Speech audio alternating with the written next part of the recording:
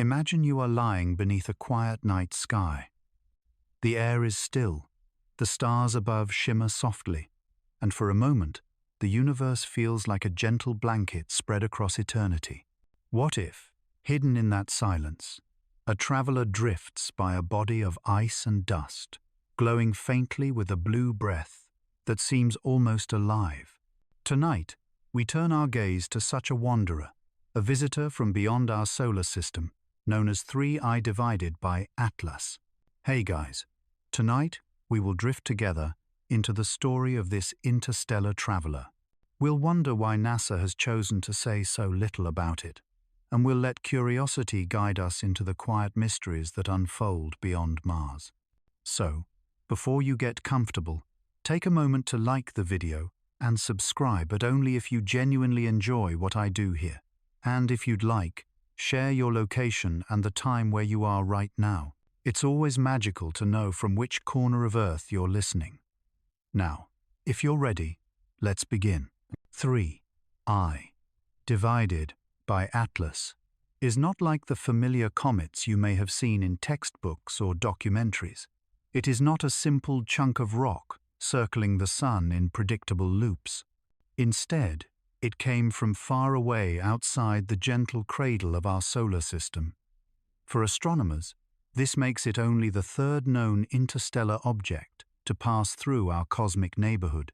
The first was Oumuamua, long and thin, sparking debates about whether it was a natural shard or something else entirely. The second was Borisov, a more conventional comet, but still undeniably alien to our system. And now, 3I divided by Atlas, named after the survey telescope that discovered it, adds its whisper to the ongoing conversation of cosmic visitors. When it was first noticed, astronomers described its movement as strange, its tail faint yet persistent, its glow shifting in ways that defied easy explanation. To the public, these details were minor curiosities, but to those who watched the skies closely, they were hints of something unusual. Here lies the first anomaly. Normally, when a comet appears, especially one from beyond our system, NASA and other space agencies are eager to share data. They release updates, press conferences, simulations. Yet with 3I divided by Atlas, the flow of information has been sparse, quiet, almost hesitant. Why the silence? Perhaps the object is simply unremarkable compared to Oumuamua. Perhaps the data is incomplete, and scientists are cautious not to overstate. Or perhaps this is where imagination tiptoes in there, are aspects of 3I divided by Atlas that challenge the neat boundaries of current science, aspects not easily explained in a press release. It is easy to imagine a room filled with astronomers, screens glowing with plots of trajectories, yet voices hushed, questions unanswered. Silence can be louder than any announcement. Picture 3I divided by Atlas as more than an object. Think of it as a traveler, slipping silently through the corridors of space. It does not shout its presence with bright flares or storms of dust. Instead, it whispers a dim light, a subtle trail, and like many travelers, it passes without asking for permission, without warning, reminding us that the cosmos is not ours alone. As it moves closer to Mars, it brushes the edge of human imagination. We picture rovers on the red planet, cameras pointed skyward, perhaps catching glimpses of this wanderer. Yet no such images are shown to us. The silence deepens. Silence is not only scientific, it is emotional. When we hear nothing, we begin to wonder. Our minds fill the gaps with stories, with fears, with dreams. Maybe NASA's silence is protective, they wish to avoid sparking wild theories. Or maybe it is reflective, they themselves are unsure of what they see. And isn't that true for us all? When something mysterious enters our lives, don't we sometimes fall silent too, uncertain how to describe it, afraid of being misunderstood? In this way, 3I, divided by Atlas, mirrors us. It is not just a comet, it is a reflection of our own uncertainty, our own reluctance to name the unknown. What could be hidden beyond Mars? Perhaps nothing but frozen dust, perhaps patterns in the light that instruments struggle to decode. Or perhaps 3I divided by Atlas carries with it a history, written in ice, of places our telescopes cannot reach, chemical whispers from distant suns, echoes of ancient collisions, fragments of lost systems. The silence does not close the door, it opens it. Without endless press releases to define the narrative, our imagination flows freely.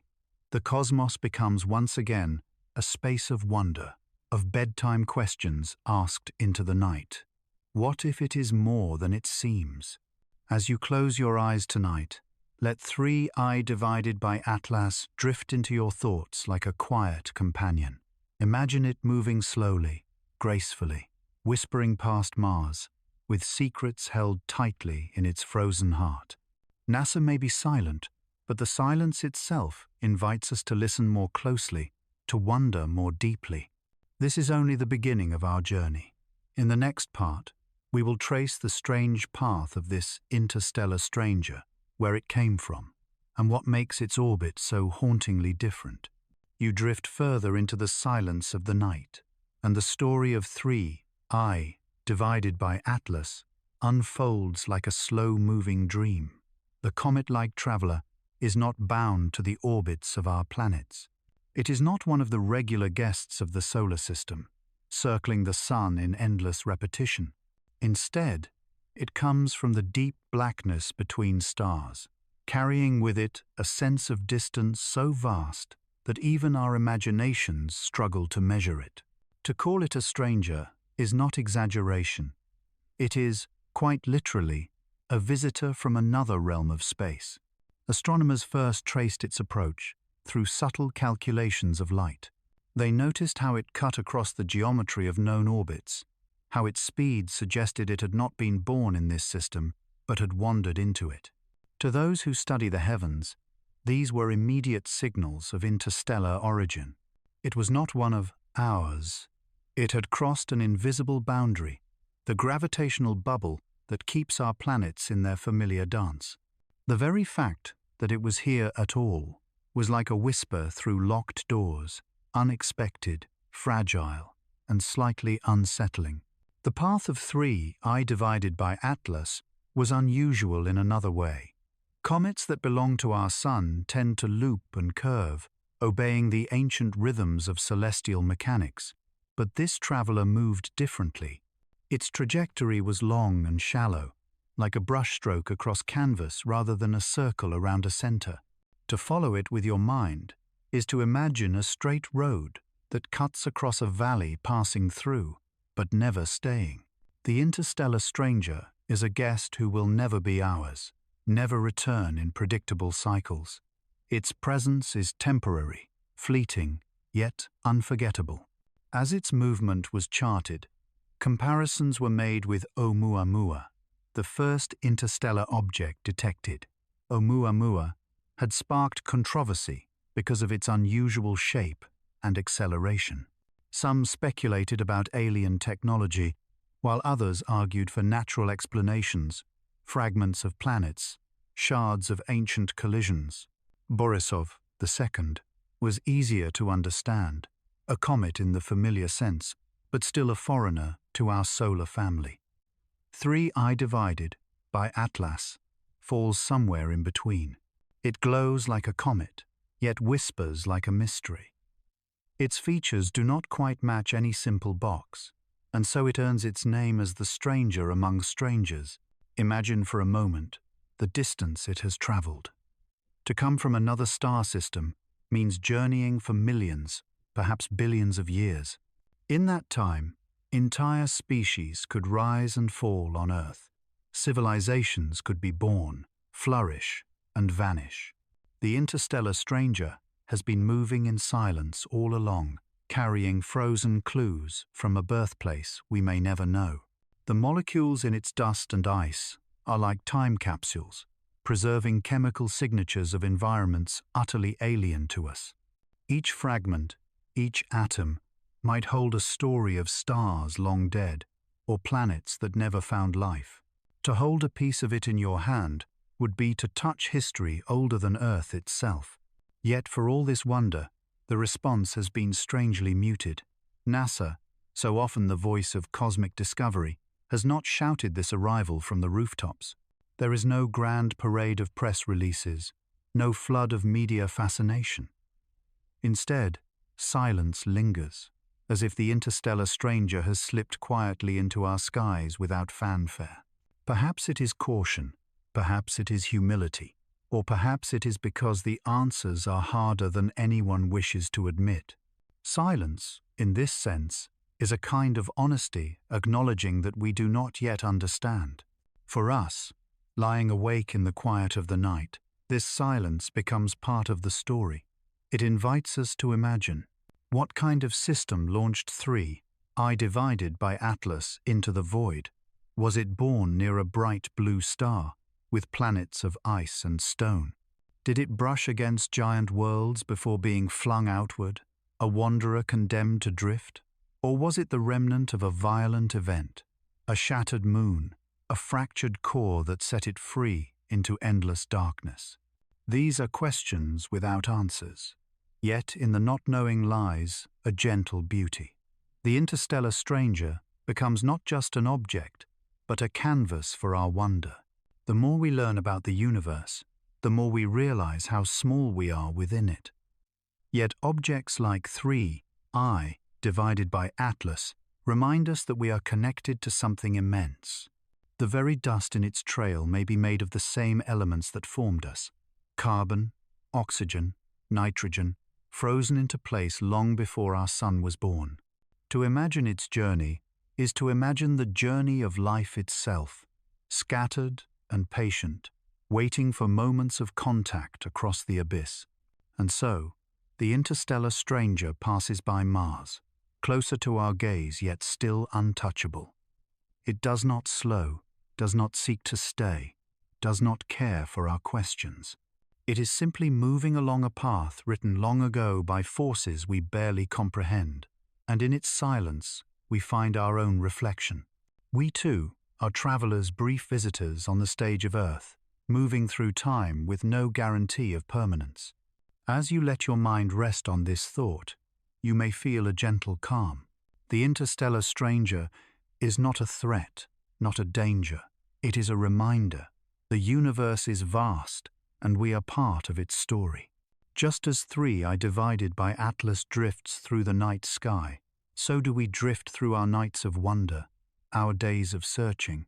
NASA's silence does not end the story. It deepens it, allowing us to listen more carefully to the whisper in the dark. And in that whisper, you might hear something timeless. The quiet voice of the cosmos itself, speaking not in press releases or announcements, but in the patient passage of a comet across the stars. A voice that says, the universe is still full of mysteries, and you are allowed to dream of them. As we move forward, the path of 3, I divided by Atlas, will guide us into deeper questions. What lies beyond Mars? What clues will this visitor leave behind? And why does silence seem to follow its trail? The stranger continues, and we continue with it, one quiet step at a time. The interstellar stranger drifts onward, and as it approaches the realm of Mars, the silence deepens. The red planet, so familiar to us through telescopes and rovers, becomes the backdrop for a story that feels at once ancient and entirely new. You can picture the dusty deserts of Mars, the long shadows cast by its craters and canyons, and far above that quiet surface, the faint light of 3, I divided by Atlas, gliding by unseen by most, but carrying the weight of cosmic distance. To imagine 3, I divided by Atlas near Mars, is to blend 2 mysteries into one. Mars itself has always been a canvas for human wonder. From ancient civilizations who saw it as a god of war, to modern scientists who search its soil for the traces of life, The planet has held us in fascination for centuries. Now add to that image an interstellar traveler passing nearby, not from our neighborhood, but from another star system. Suddenly, Mars feels less isolated. It becomes a silent meeting place, a crossroads where a familiar planet and an alien wanderer briefly share the same sky. Astronomers quietly trace the path, watching how three, I divided by Atlas arcs near Mars's orbit, how its faint tail responds to the Sunday. Yet very little is said to the public. NASA's silence remains, as though the proximity to Mars is not worth noting. But for those who look closely, this is the very heart of the mystery. If Oumuamua had passed near Earth, the headlines would have been endless. If Borisov had crossed close to Jupiter, the attention would have been immediate. And yet here, with 3I divided by Atlas brushing against the orbit of Mars, the silence is almost absolute. What could this mean? Perhaps it is coincidence, an oversight, a matter of focus on other missions. But perhaps it suggests something else, something noticed but not explained. The idea lingers that 3I divided by Atlas might not behave as expected near Mars. Maybe its trajectory bends in subtle ways, or its composition reacts strangely to the solar wind. If cameras on orbiters or rovers have caught images, they have not been shared widely. That absence of information becomes its own story, louder than any data released. Imagine standing on Mars, in the thin air of its atmosphere, looking up into the crimson-tinted sky. You might see a faint streak, a subtle glow, moving across the horizon. To the naked eye, it would be nothing more than a glimmer, but to the imagination, it would be everything. A message written across the heavens, not in human language, but in the ancient tongue of wandering bodies. A message that says, you are not alone, and the universe is still speaking to you, if you only listen. For scientists, the region beyond Mars has always been a threshold. It is the boundary between the inner solar system, with its rocky planets and intimate sunlight, and the outer realm of giants and icy fragments. To cross that threshold is to step from familiarity into strangeness. 3I, divided by Atlas, in its silent passage, draws a line between these realms. It moves past Mars like a ghost slipping from one room into another, leaving us to wonder what lies in the corridors ahead. Mars itself seems to lean into this role. The planet is full of whispers, dry riverbeds that hint at lost oceans, polar caps that hide frozen secrets, subsurface lakes that may or may not still exist. Its history is layered with both silence and surprise. To add an interstellar traveler into its sky is almost poetic, one mystery looking at another, each reflecting the other's secrets. Perhaps this is why NASA's silence feels so profound, because silence is the language both Mars and 3I divided by Atlas already speak. Beyond Mars lies the asteroid belt, a region of rubble and rock, where fragments of ancient worlds circle the Sunday. It is easy to imagine 3I, divided by Atlas, weaving through this region like a needle through fabric, touching nothing, yet brushing past the remnants of what could have been planets. Some theories even suggest that interstellar objects like this may have influenced the evolution of our solar system long ago, seeding it with materials or nudging trajectories in subtle ways. To see one now, passing beyond Mars, is to glimpse a process that may have shaped us in ways we barely understand. And so, in this quiet chapter of its journey, 3I divided by Atlas becomes more than a comet. It becomes a symbol of connection between the familiar red deserts of Mars and the unimaginable distances of other stars. Between what we know and what we cannot yet explain.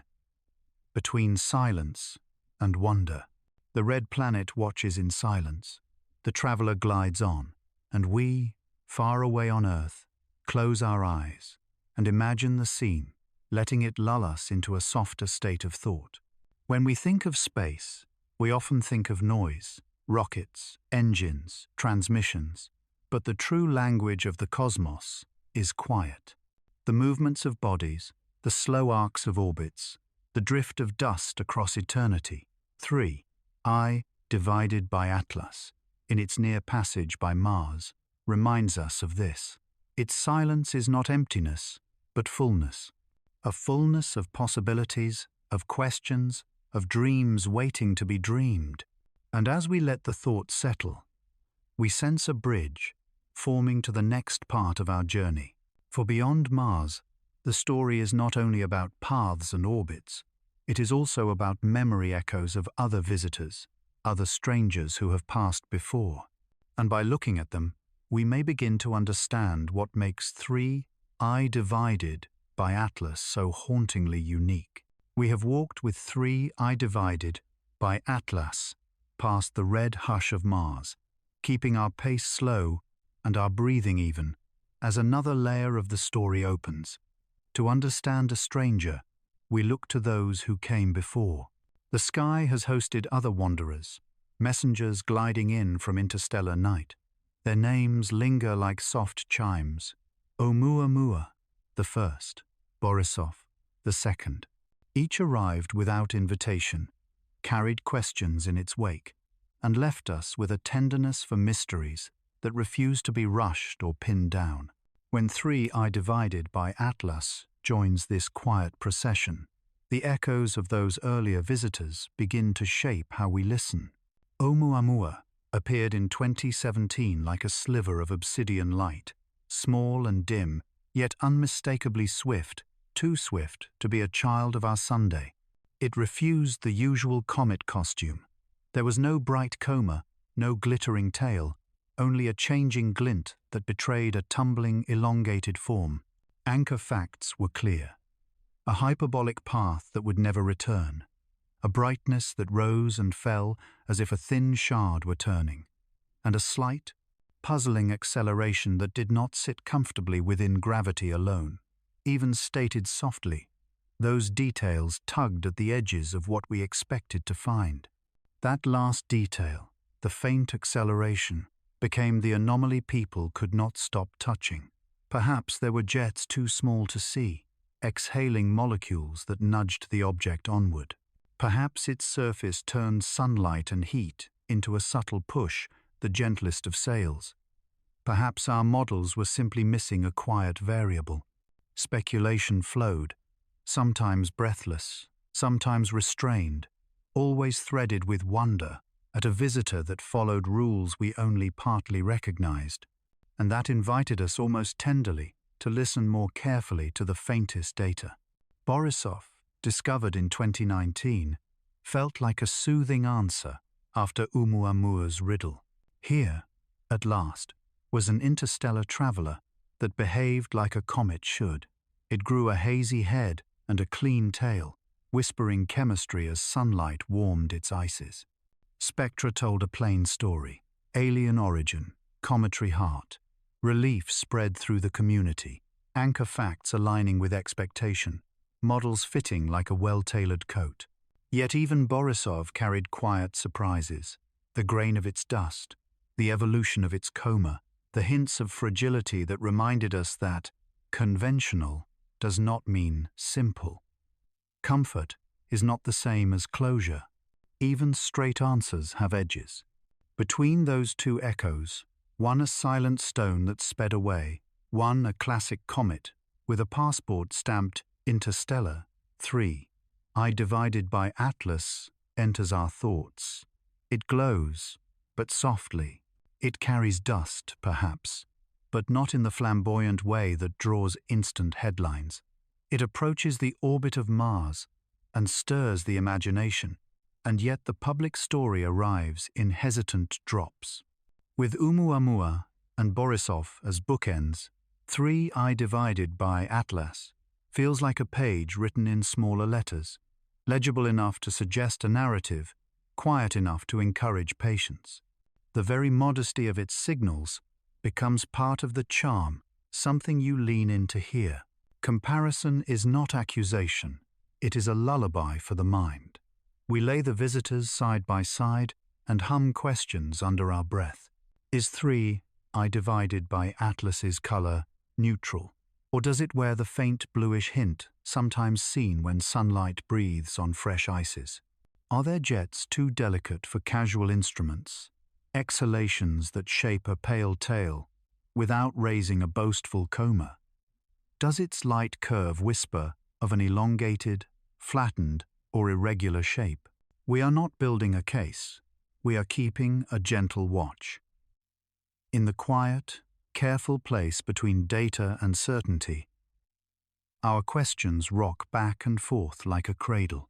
With Oumuamua, the surprise was acceleration, a nudge many explained as outgassing, though the lack of obvious gas left the tale incomplete. With Borisov, the surprise was comfort, a visitor that fit the script, yet still scribbled marginal notes in unusual chemistry. For 3I divided by Atlas, the surprise may be simpler and deeper, that it draws so little public speech. Silence is not emptiness. It can mean caution, care, or the recognition that early words harden into errors.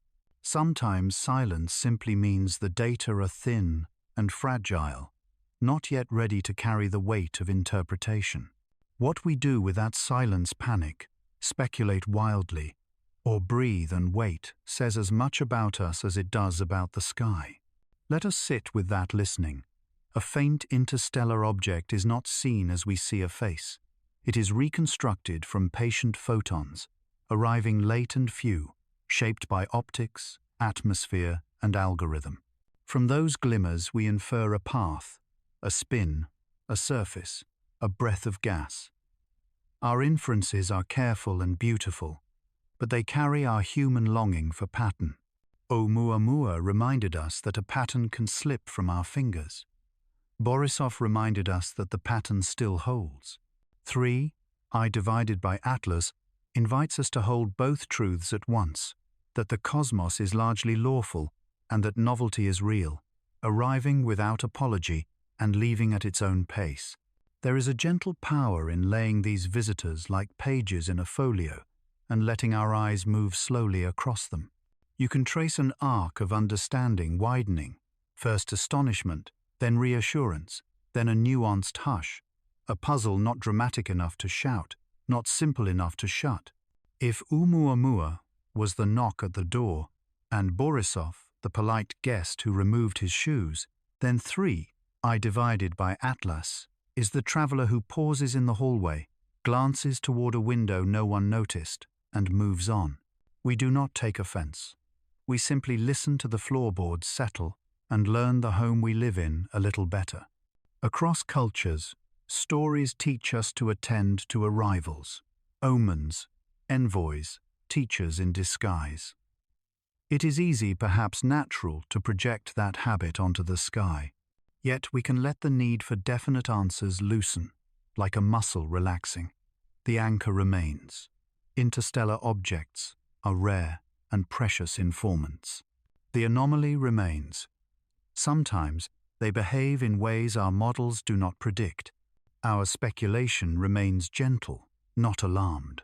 Perhaps these objects are ambassadors of diversity, sampling the many ways a planetary system can make fragments and fling them into velvet night. Consider how each visitor has polished a mirror for us. Oumuamua showed our appetite for mystery and our quick leaps to grand ideas. Borisov showed our hunger for reassurance, for the comfort of the known. 3I, divided by Atlas, shows our relationship with quiet, how we listen, how we wait, how we hold space for a phenomenon that refuses to perform. In these reflections, science and awe do not compete. They sit, side by side, breathing in unison. We can cradle data in one hand and wonder in the other, without dropping either. The posture of curiosity is not a contortion. It is a restful pose. Practically, the echoes shape the questions we ask next. The Oumuamua debate trained observers to test for subtle, non-gravitational nudges that might betray hidden jets or unusual physics. The Borisov campaign taught us to coordinate instruments swiftly, to catch chemistry before a fragile visitor unravels. Those lessons hum beneath any consideration of three, I divided by Atlas, even if few words are said aloud. Teams will aim spectrographs, refine light curves, and check for faint offsets between dust and nucleus.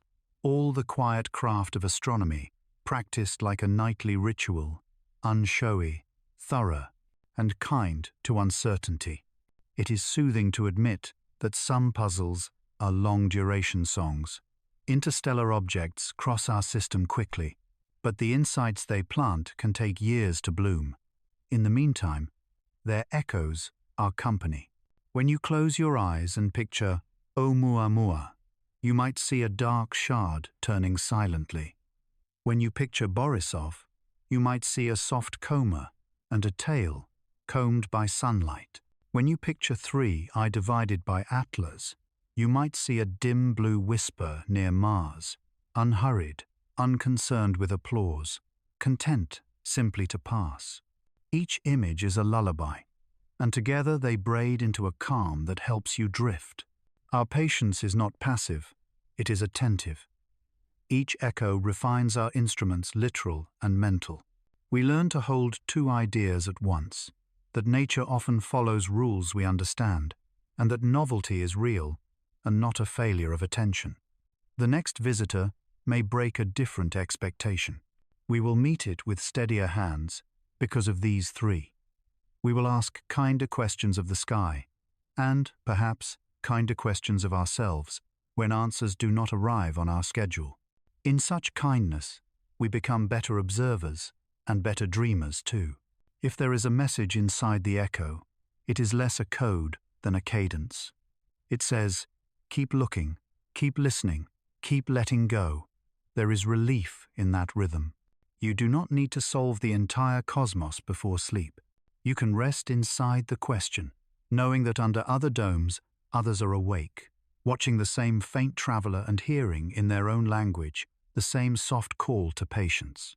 Morning will come. The questions will still be there, and so will the quiet courage to ask them again.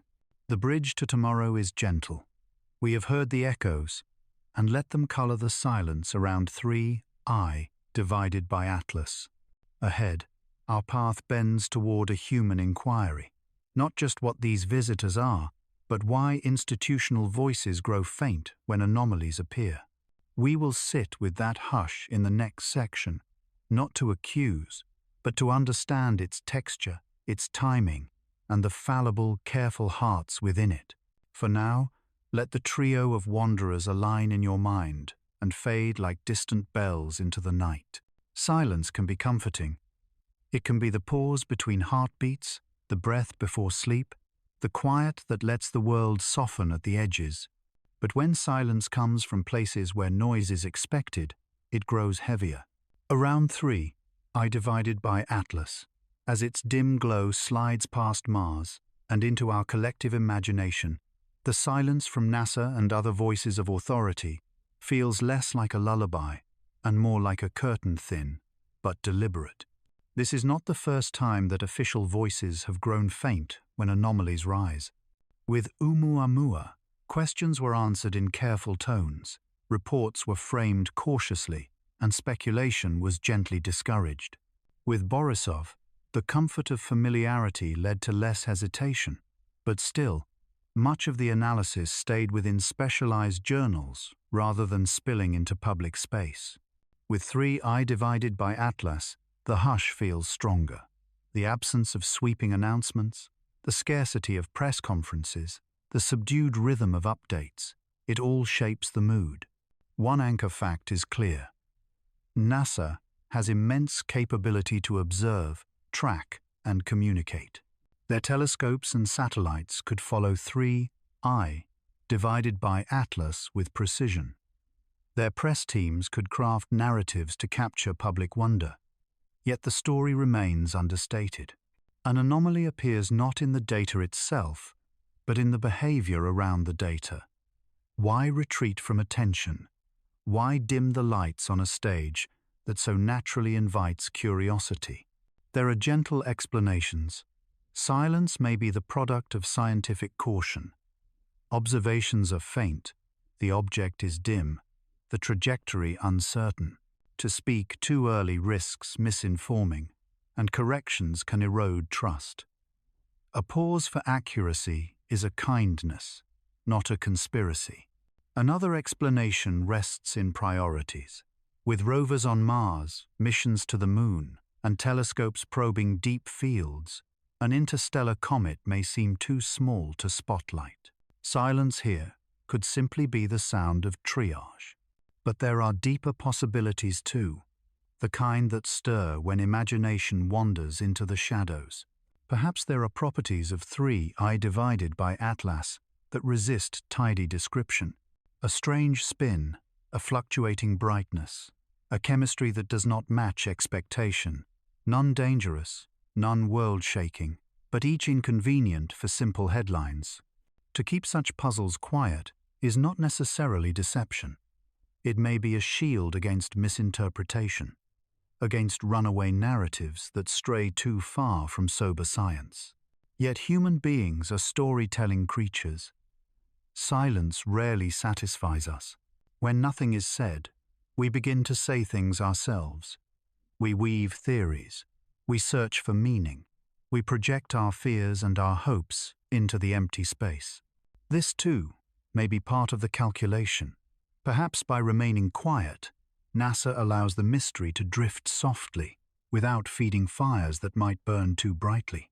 Silence, then, becomes an act of restraint, even discipline. Still, the shadow lingers. When institutions go quiet, the human heart wonders what they know. In the stillness, suspicion grows, not necessarily of malice, but of omission. A whisper suggests that some truths are too complex to share, that the data might confuse rather than clarify. And in that hesitation, a distance forms between those who observe and those who dream. The public watches the sky with questions, and the agencies look down at their instruments with answers they may not yet be ready to reveal. Silence is not only institutional, it is also personal. Astronomers are human beings, carrying their own burdens of uncertainty, pride, fear of error. To stay silent may feel safer than to speculate in public, safer than to risk becoming the face of a mistaken claim. The shadow here is not sinister, but tender, an echo of vulnerability. Silence, in this sense, is the sound of people guarding their own fragility. We can reflect on how often in our own lives we have chosen silence when words felt dangerous. When asked a question we could not answer with confidence, how many times have we let the moment pass quietly, hoping for clarity later? NASA's silence, around 3I divided by Atlas, may mirror this human instinct. To admit not knowing is difficult. To speak in half-knowledge is risk. And so, the pause stretches. But shadows are not only negative. They are also soft places where light and dark mingle. In the shadows of silence, we find room for imagination, for wonder, for dreaming without boundaries. Perhaps this is the gift hidden in NASA's quietude, an invitation to the rest of us to dream more boldly, to fill the hush with questions, instead of waiting passively for answers. Shadows are not empty.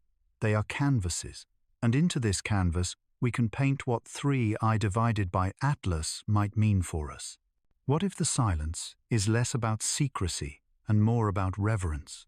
What if the agencies themselves sense the rarity of such an event and choose not to drown it in noise? The universe has brought us a messenger from another system, a fragment of another time. Perhaps the appropriate response is not chatter, but contemplation. Silence then becomes a form of respect, a bow to the immensity of what has arrived. And yet, silence is never complete. Within specialized communities, data circulate. Papers will eventually emerge. Findings will be debated. But for now, the broader story remains subdued. For us, lying in the calm of night, this becomes an opportunity. We can step into the shadows without fear, guided not by official voices, but by our own curiosity. NASA's silence does not close the door. It opens a side path, one less crowded, one more intimate, where our own thoughts echo louder. In that echo, you may find peace. You do not need all the answers tonight. You do not need clarity on every trajectory or every spectral line. You can rest in the unknowing, in the quiet shadow where science and wonder meet. The absence of noise becomes a lullaby, steady and slow. You are not excluded. You are invited to dream, to imagine, to hold the mystery gently until words arrive. So the shadows of NASA's silence stretch softly across the story of 3I divided by Atlas. They do not erase the comet. They frame it. They do not diminish the mystery. They deepen it. And as you let this thought settle into your breathing, you can feel yourself leaning further into the journey.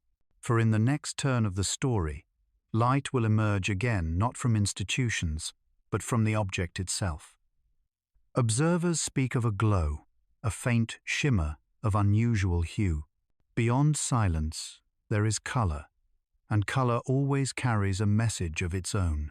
Silence may cover the story, but silence cannot cover light. However faint, however fleeting, 3I divided by Atlas has revealed itself not only in motion, but in glow. Those who gaze carefully into the depths of the sky have noticed whispers of color, an unusual tint that sets this interstellar traveler apart. It is described as bluish, shimmering like frost under moonlight, a shade that feels delicate yet insistent. The blue glow is not loud, not flamboyant, but present softly demanding attention, like the faint glimmer of a firefly in the far distance. Why blue? For comets born of our solar system, the usual palette is familiar: the yellow, white of reflected sunlight, the occasional green flare from molecules like diatomic carbon, the soft grey haze of dust. Blue is rarer, more elusive. It suggests gases ionized by sunlight, streams of particles excited into light. Carbon monoxide, for instance, glows blue when solar radiation tears at its bonds. Certain ions sing in azure tones as they stream away. To see this shade on 3I divided by Atlas is to glimpse chemistry sculpted by a different cradle, the signature of a place not our own. The anchor fact is simple. Blue emission is a sign of energy, of molecules giving up light as they are shaken by the sun's breath. The anomaly lies in the details, the strength of the glow, the patterns it weaves, the persistence it shows even at distances where other comets grow quiet.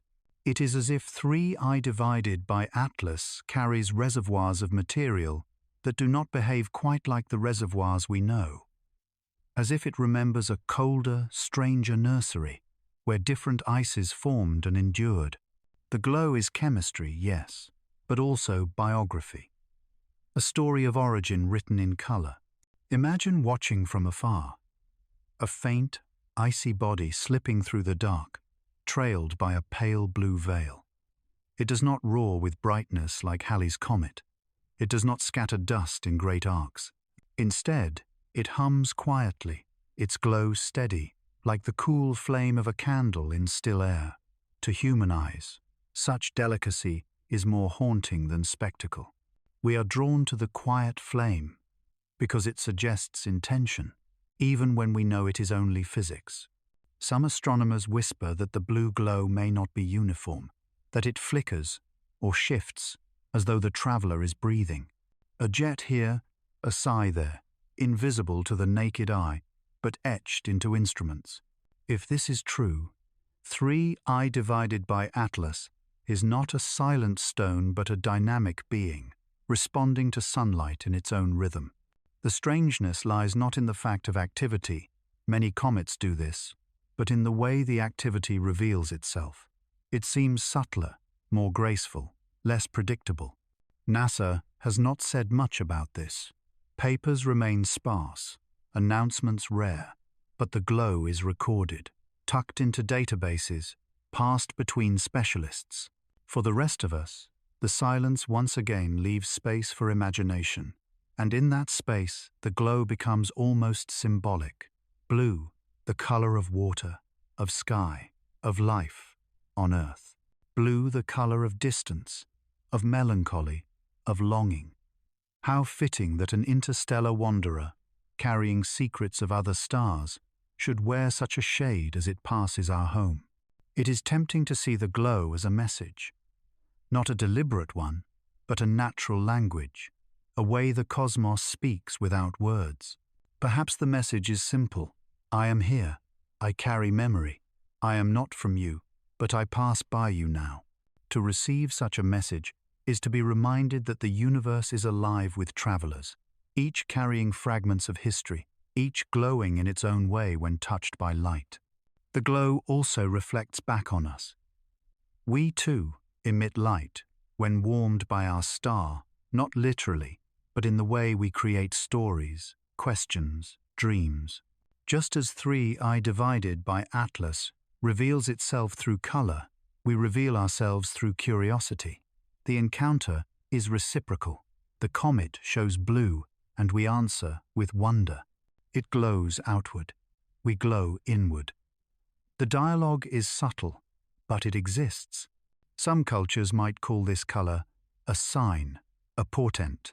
Ancient peoples often read the hues of the sky as omens: red for war, gold for harvest, white for peace.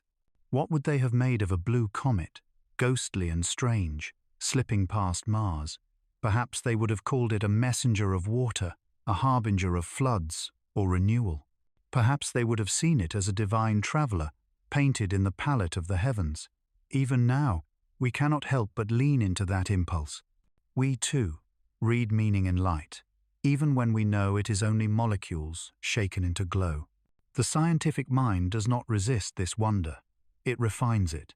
The blue glow can be broken down into spectra, each line a signature of an atom or molecule. In the laboratory, we can recreate those signatures, matching them to carbon monoxide, to nitrogen, to other ices, familiar yet distant. We can model how sunlight at certain angles excites those molecules, how magnetic fields shape their escape. Yet, beneath the precision, the wonder remains. Knowing does not cancel awe. In fact, knowledge often deepens it. There is also speculation that the glow is unusually stable, lasting longer than expected as the object moves closer to the sunday. Normally, volatile ices are exhausted quickly. A comet flares, then dims. But if 3I divided by Atlas holds reserves buried deep, or if its composition is different, it may glow longer, more steadily. This stability becomes a kind of heartbeat, soft, regular, calming. For us listening in the quiet of night, it feels almost like the cosmos breathing in sync with our own chest. And so the blue glow becomes more than chemistry. It becomes a rhythm, a comfort, a symbol. The shadows of NASA's silence still stretch across the story. But here, in the glow, there is light enough for us to follow. Light that says, you do not need all the answers to feel the beauty. Light that invites us to rest, to dream, to imagine the long road this traveler has taken. Close your eyes and picture it. A tiny body, 1,000,000 years in motion, touched by the sun at last, exhaling blue whispers into the void. The glow drifts outward, photons scattering, some traveling until they brush against your eye, your mind. Across incomprehensible distance, a stranger paints you a lullaby. And you, for a brief moment, are not alone. As the story continues, we move from the glow of the present to the gaze of the past. Long before telescopes, human eyes tracked wanderers across the sky. Ancient civilizations lifted their faces to the heavens and told stories of comets, of strangers, of omens. To understand 3I divided by Atlas more fully, we must listen to those echoes too, the myths and prophecies that spoke of travelers long before we named them with numbers and surveys, long before NASA, before telescopes and spacecraft. before equations could capture orbits on paper, there were only human eyes, eyes that lifted to the night sky in awe. For countless generations, our ancestors stared into the darkness and saw movement, a star that wandered, a streak of light, a glowing visitor that did not belong to the fixed constellations. They had no concept of interstellar objects, no names like Oumuamua, Borisov, or 3I divided by Atlas. But they knew mystery when they saw it, and they gave that mystery voice through myth. To ancient peoples, the heavens were a mirror of life. What happened above carried meaning below. A comet was never just a rock or ice. It was a messenger, a warning, or a promise. The Chinese kept detailed records of comets for over 2,000 years, treating each appearance as a sign of dynastic change or the mood of the heavens. In Mesopotamia, clay tablets spoke of fiery stars as omens, harbingers of war, famine, or new kings. In Europe, the sudden flare of a comet was seen as a sword in the sky, a celestial herald of upheaval. Imagine an ancient shepherd on a desert night. The flock is quiet, the fire burning low, and he glances upward. A streak appears, faint but undeniable, a glow cutting across the familiar tapestry of stars. What could he think but that the gods were writing? His heart would beat faster, his thoughts reaching for meaning. And so stories were born, stories that traveled further than the comet itself, shaping how cultures viewed the sky for centuries. The echoes of those stories reach us still.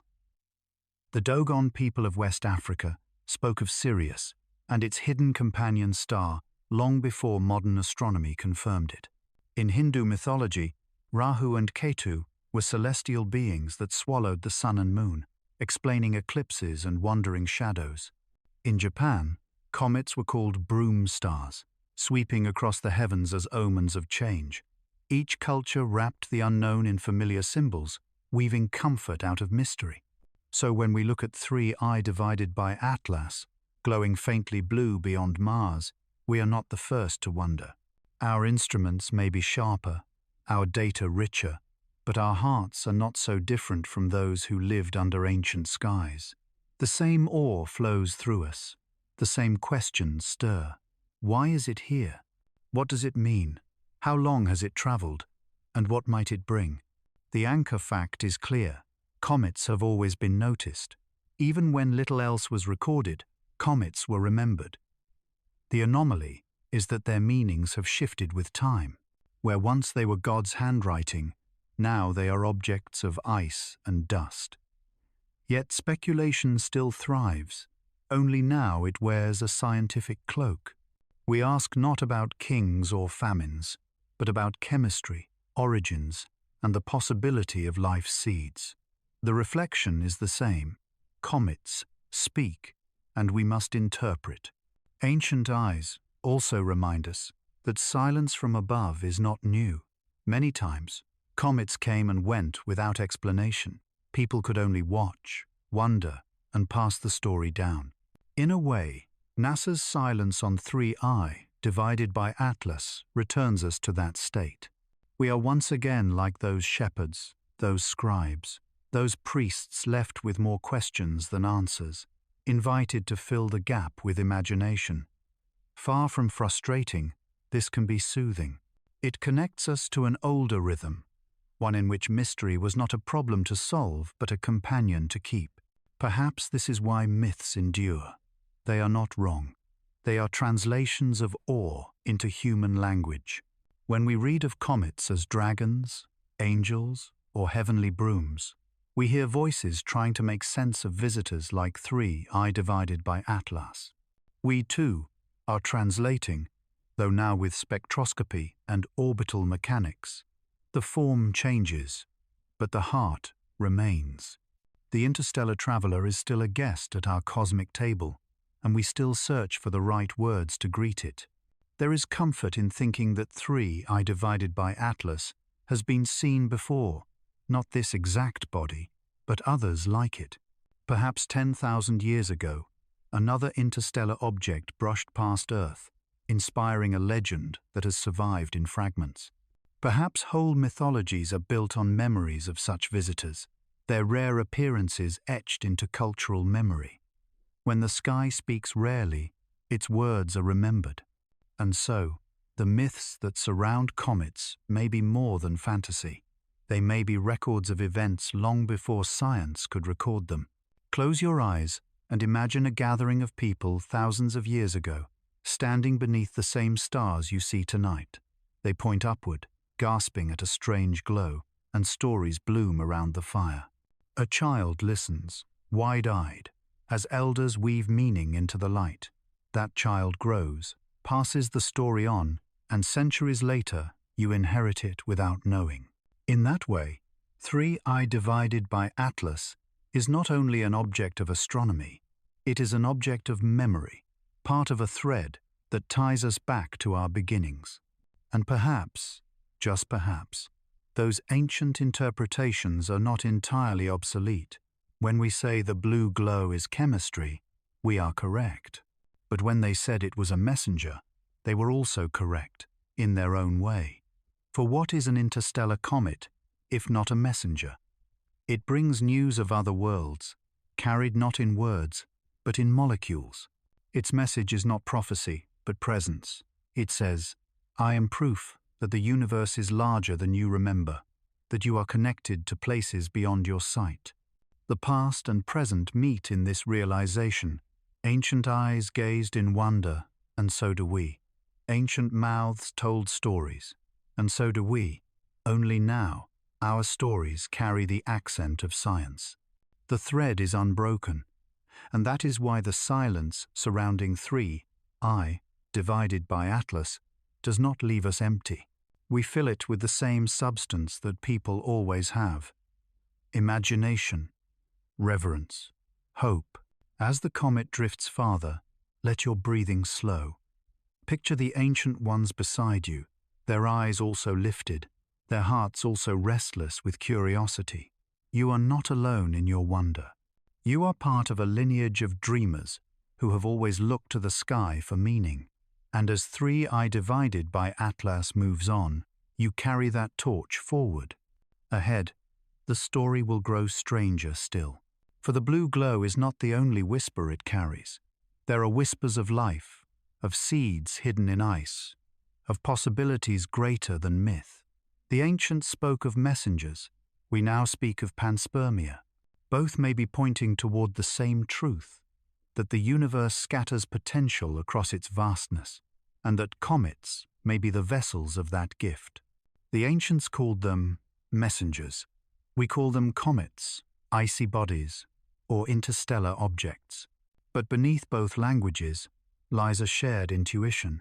These wanderers might carry more than light. They might carry the raw ingredients of life itself.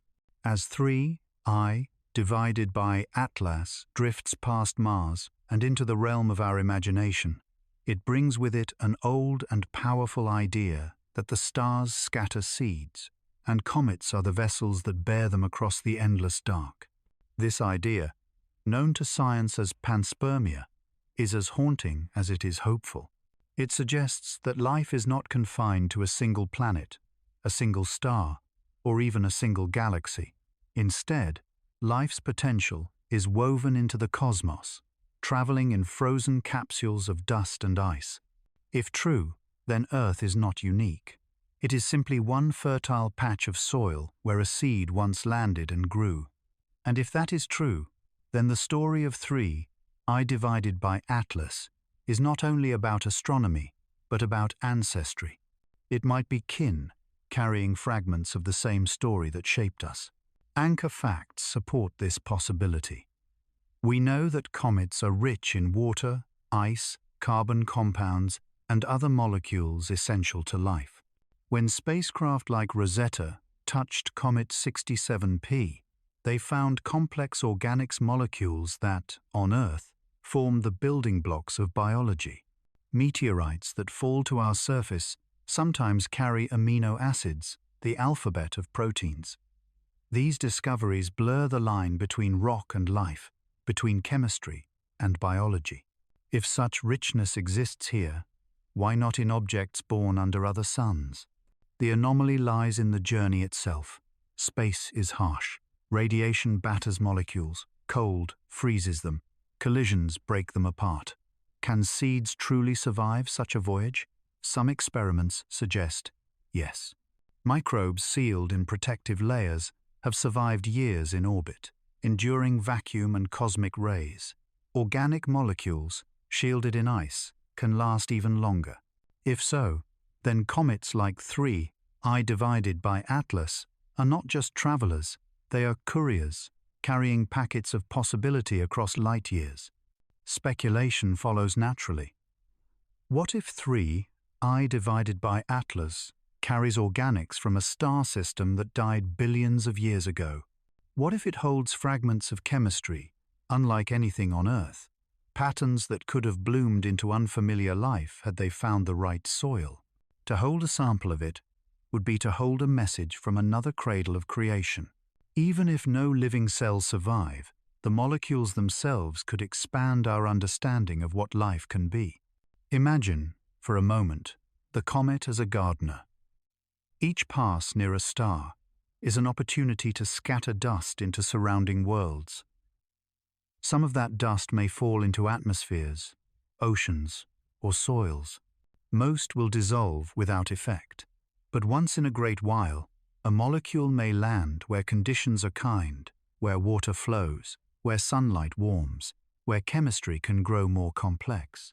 Over millions of years, such tiny gifts may accumulate, nudging a barren planet toward life. Earth may have been one of those planets. 3I divided by Atlas may be carrying seeds to others. This thought changes the silence around it. NASA's restraint may not be concealment, but humility. To speak too boldly about life in such a context would invite misunderstanding, fear, or ridicule. Yet to remain silent is to let the possibility linger, untouched, like a candle flame in a dark room. We do not need them to say it aloud. We can say it quietly to ourselves. Perhaps we are not alone because we were never meant to be.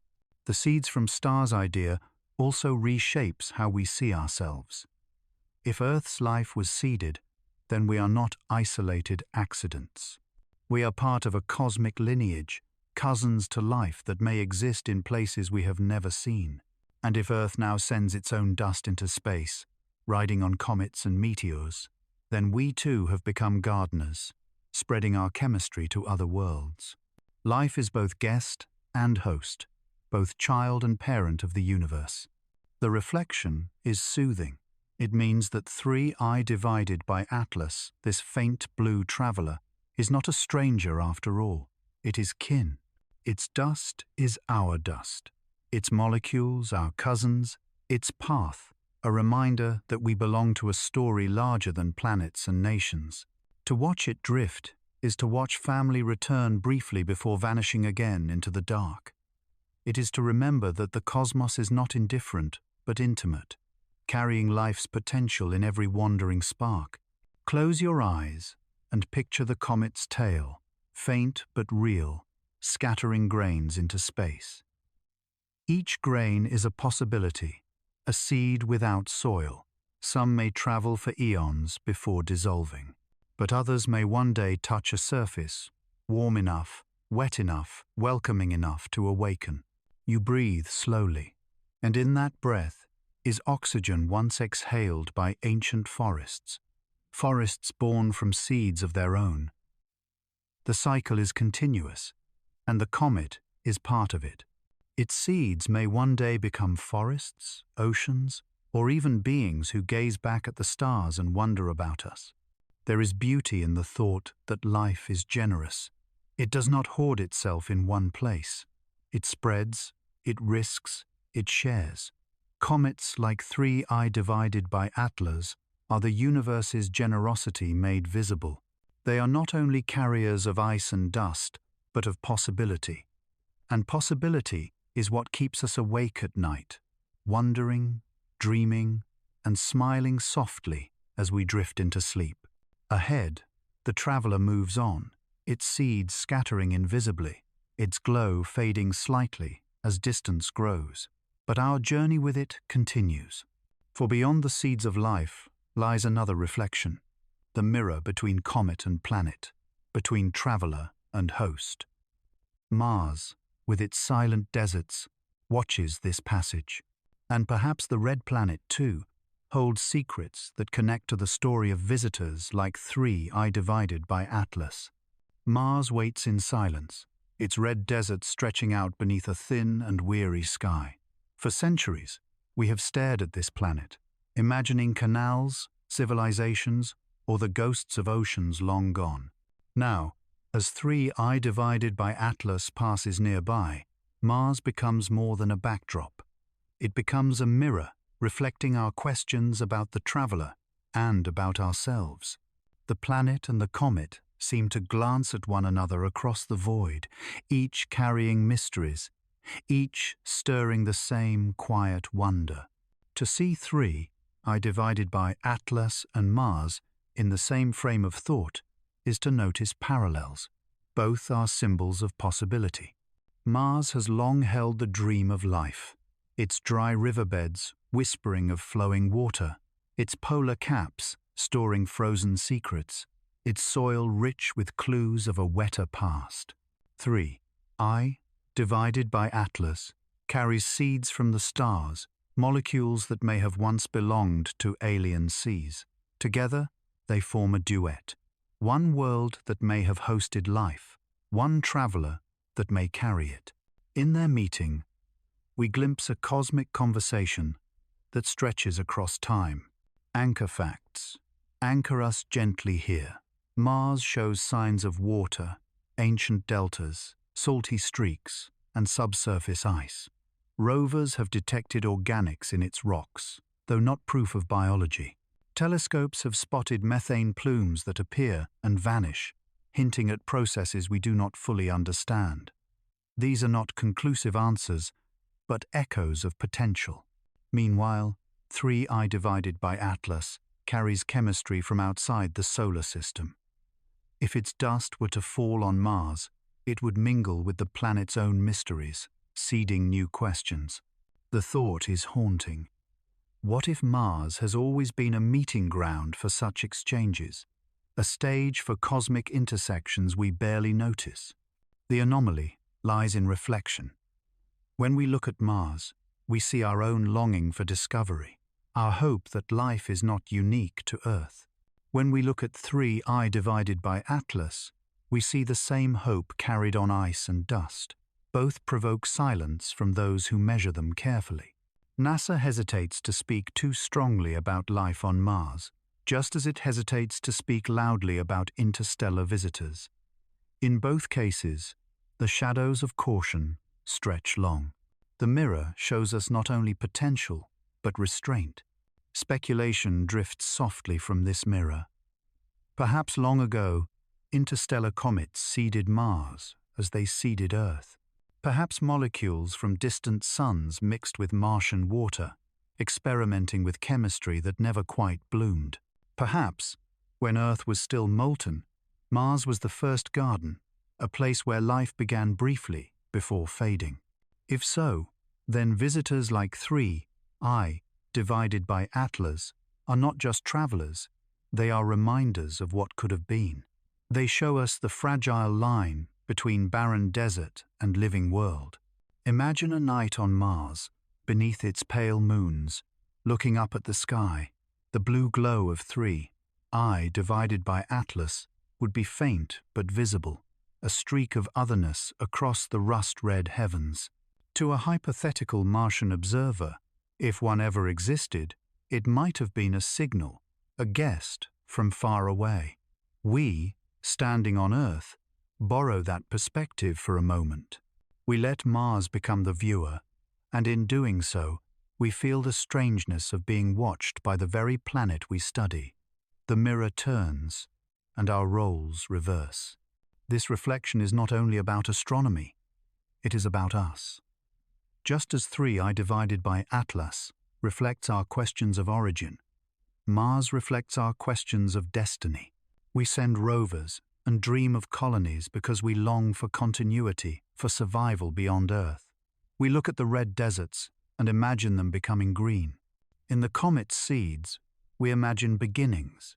In Mars' soil, we imagine continuations.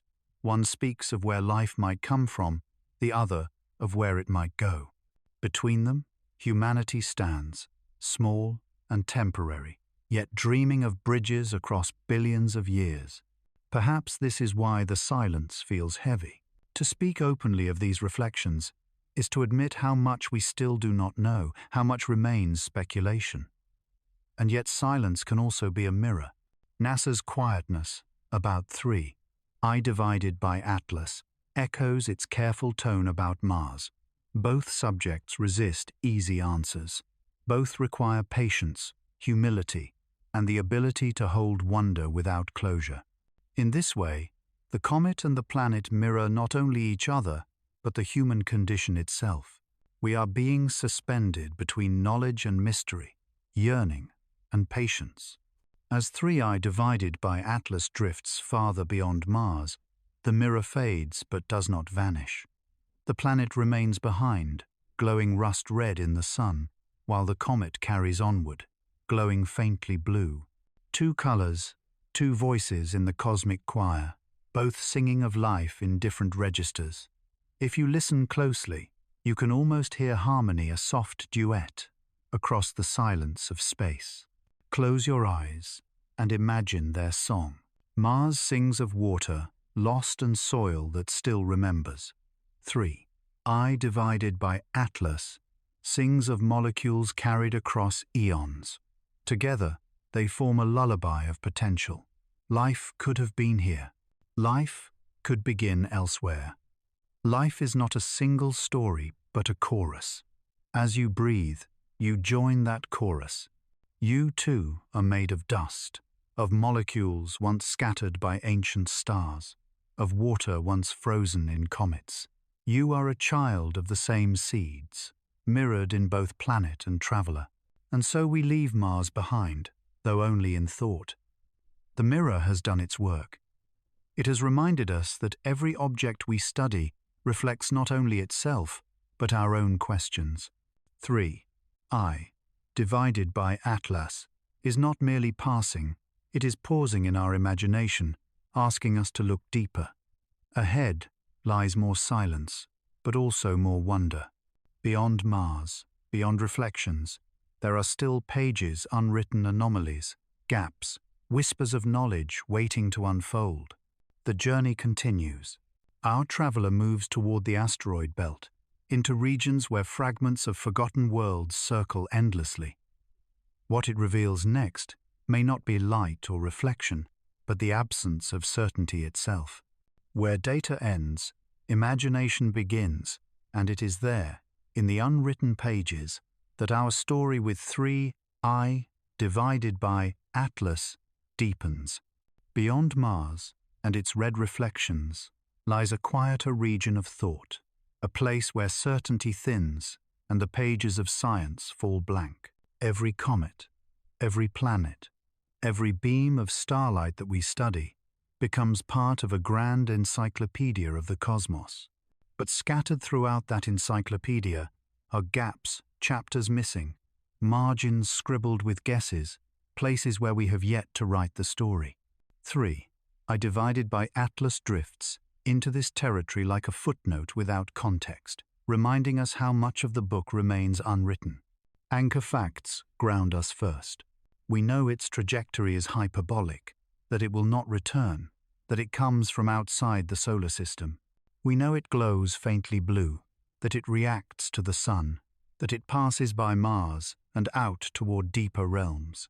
These observations are solid, printed clearly on the page. But turn the leaf, and questions spill into the margins. Why does its glow persist the way it does? What exactly is its composition? From which stellar nursery was it cast? And how long has it traveled? Here, the ink grows thin. The story falters.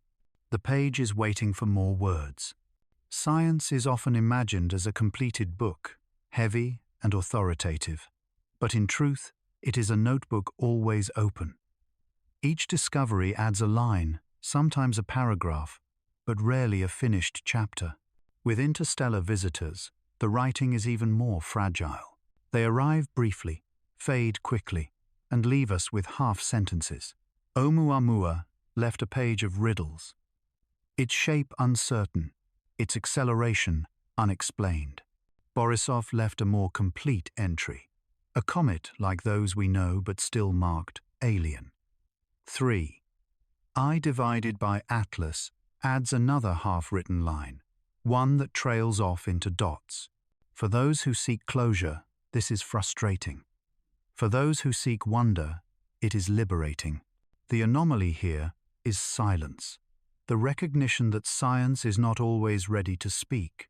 Researchers know far more than the public hears, yet even in specialized journals, much remains tentative. Numbers are attached to probabilities, models to uncertainties. The truth is often that we do not know enough to write more than a fragment. This does not mean the story is broken. It means it is alive. The unwritten pages are invitations, not failures. Speculation rushes in where ink runs out. If 3I divided by Atlas carries unusual ices, perhaps they hint at a colder origin star, one dimmer than our Sunday. If its path is straighter than expected, perhaps it was ejected violently, the remnant of a shattered world. If its glow contains unknown molecules, perhaps they are the chemistry of planets that never saw light. Each of these is a line we might one day add, but for now, they remain in pencil, faint sketches, awaiting confirmation. To read them is to dwell in possibility, not conclusion. There is something soothing about this. We live in an age where answers are demanded instantly, where silence feels like failure. But the cosmos does not rush. Comets do not publish on deadlines. The universe turns its pages slowly, letting us linger in the unwritten margins. In that lingering, we rediscover patience. We are reminded that mystery is not an enemy, but a companion, that to not know is a state as valid as knowing. Just as sleep requires letting go, science sometimes requires resting in questions without pressing for closure. Imagine a library filled with shelves that stretch beyond sight. Each shelf holds volumes of cosmic history, but many are missing pages, others are bound in blank sheets, and some are still being written as we turn them. 3I divided by Atlas sits on one of those shelves, its spine labeled, its contents partial. We pull it down, read the fragments, and then return it, knowing it will drift away before we can finish.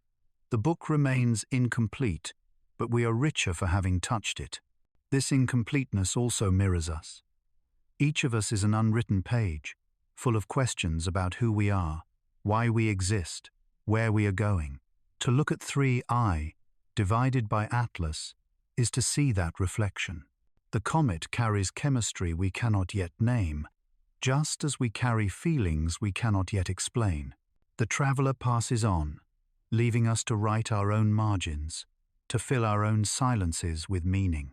There is a quiet joy in realizing that science is not only about answers, but about posture. It is about how we hold uncertainty gently, with curiosity, without fear. To admit the unwritten pages is not weakness, it is humility. The cosmos is vast, and we are small. Our notes will always be partial, but in those partial notes, beauty thrives. And so, 3I, divided by Atlas, continues, slipping into deeper space, leaving behind a chapter unfinished. The unwritten pages do not close the story. They expand it. They leave room for future observers, future minds, perhaps even future civilizations to return and write more. Perhaps, millions of years from now, another intelligence will discover this traveler, or one like it, and add their own lines to the book. Our fragment will become their prologue, their fragment our epilogue. Together, across time, the book will grow. For now, let yourself rest in this incompleteness. You do not need to know everything tonight. You do not need to write the final chapter. You can breathe softly and accept that some pages will remain blank, waiting for hands yet unborn. The comet teaches patience. The silence teaches trust. Together, they rock us gently towards sleep. Ahead lies another chapter still unwritten, but hinted at a chapter not of light or chemistry, but of sound, or the lack of it. For even as telescopes watched 3, divided by Atlas, radio antennas listened. And in their listening, they found not only static but absences, frequencies where silence itself seemed to speak. The next page is about those hidden frequencies and the mysteries they hum in the night. Beyond the unwritten pages of silence lies another form of quiet, one woven not from absence but from listening. The universe does not speak only in light. It speaks in radio waves, in the soft murmur of particles, in frequencies that ripple invisibly across space. For decades, great dishes have been pointed toward the heavens, catching signals too faint for human ears. And when 3 divided by Atlas swept near Mars, those dishes listened too, waiting for whispers, echoes, or the faintest signs of activity. What they found was not a loud message, not a clear song, but something stranger, a silence within the sound, a gap where expectation dissolved. Anchor facts steady us first. Every comet, when active, can produce radio emissions. The molecules in their comas release signals when excited by sunlight. Water vapor, carbon monoxide, hydrogen cyanide, each sings at specific frequencies, signatures that can be measured and compared. Oumuamua was too faint to yield much. Borisov, brighter, revealed a normal spectrum of cometary activity. 3. Divided by Atlas should have done the same. Instruments were tuned, antennas aligned, expectations clear, and yet the data came back thinner, quieter, as though the comet's voice were muffled, as though something in its chemistry or its behavior refused to hum. This is the anomaly, the hidden frequencies that do not arrive. Not an absolute void, there are signals, faint hints of familiar molecules, but gaps where stronger lines should have been. The silence is not total but selective, as if some notes are missing from the cosmic chord. Scientists scratch carefully at this puzzle. Are the ices different? The composition skewed? Are the molecules hidden beneath crusts that sunlight cannot penetrate? Or is the traveler simply smaller, quieter, less expressive than its kin? Speculation softens into dream. What if the missing notes are not absence but difference? Perhaps 3, divided by Atlas, carries molecules that do not emit at the frequencies we expect, materials unfamiliar to our catalogues. Perhaps its chemistry is written in a different key, a tune from a star whose music is unlike our own. To imagine this is to imagine standing outside a cathedral, hearing a hymn sung in a language you cannot understand, carried by instruments you do not recognize. The sound is real, the harmony present, but its meaning slips through your fingers. And here, once more, NASA's silence mirrors the comet's. Few announcements, fewer headlines. For most people, the story of 3, divided by Atlas, does not even exist. But for those who peer into the hidden frequencies, the mystery deepens. A comet that glows, but does not sing the way it should, is more haunting than one that roars. Its quietness becomes part of its character, a traveler that speaks only in fragments, withholding as much as it reveals. In this way, the listening becomes an act of reflection. When we listen to the cosmos and hear silence, we are reminded of how much we do not know. When we tune to frequencies and find gaps, we are reminded of how narrow our senses are, how limited our tools. Yet there is beauty in that reminder. It humbles us. It draws us into the posture of patience once more. It says, wait, the universe will reveal itself in its own time. There is also a strange comfort in imagining that silence can be a kind of message, not deliberate, not designed, but still meaningful. The absence of expected frequencies tells us that the comet is not ordinary. It tells us that its ices may be rare, its history unusual. The silence in the spectrum is not emptiness, but difference, a fingerprint of origin. To hear nothing where we expect sound is itself a form of hearing. Close your eyes and picture the great radio dishes, their bowls tilted to the sky, their surfaces gleaming with dew under starlight. They sit in deserts, on mountains, in valleys, waiting for whispers. Around them, the earth is noisy with human life, but above them, the universe is steady and quiet. Into their ears comes the faint signal of 3I divided by Atlas, a thread of sound stretched thin.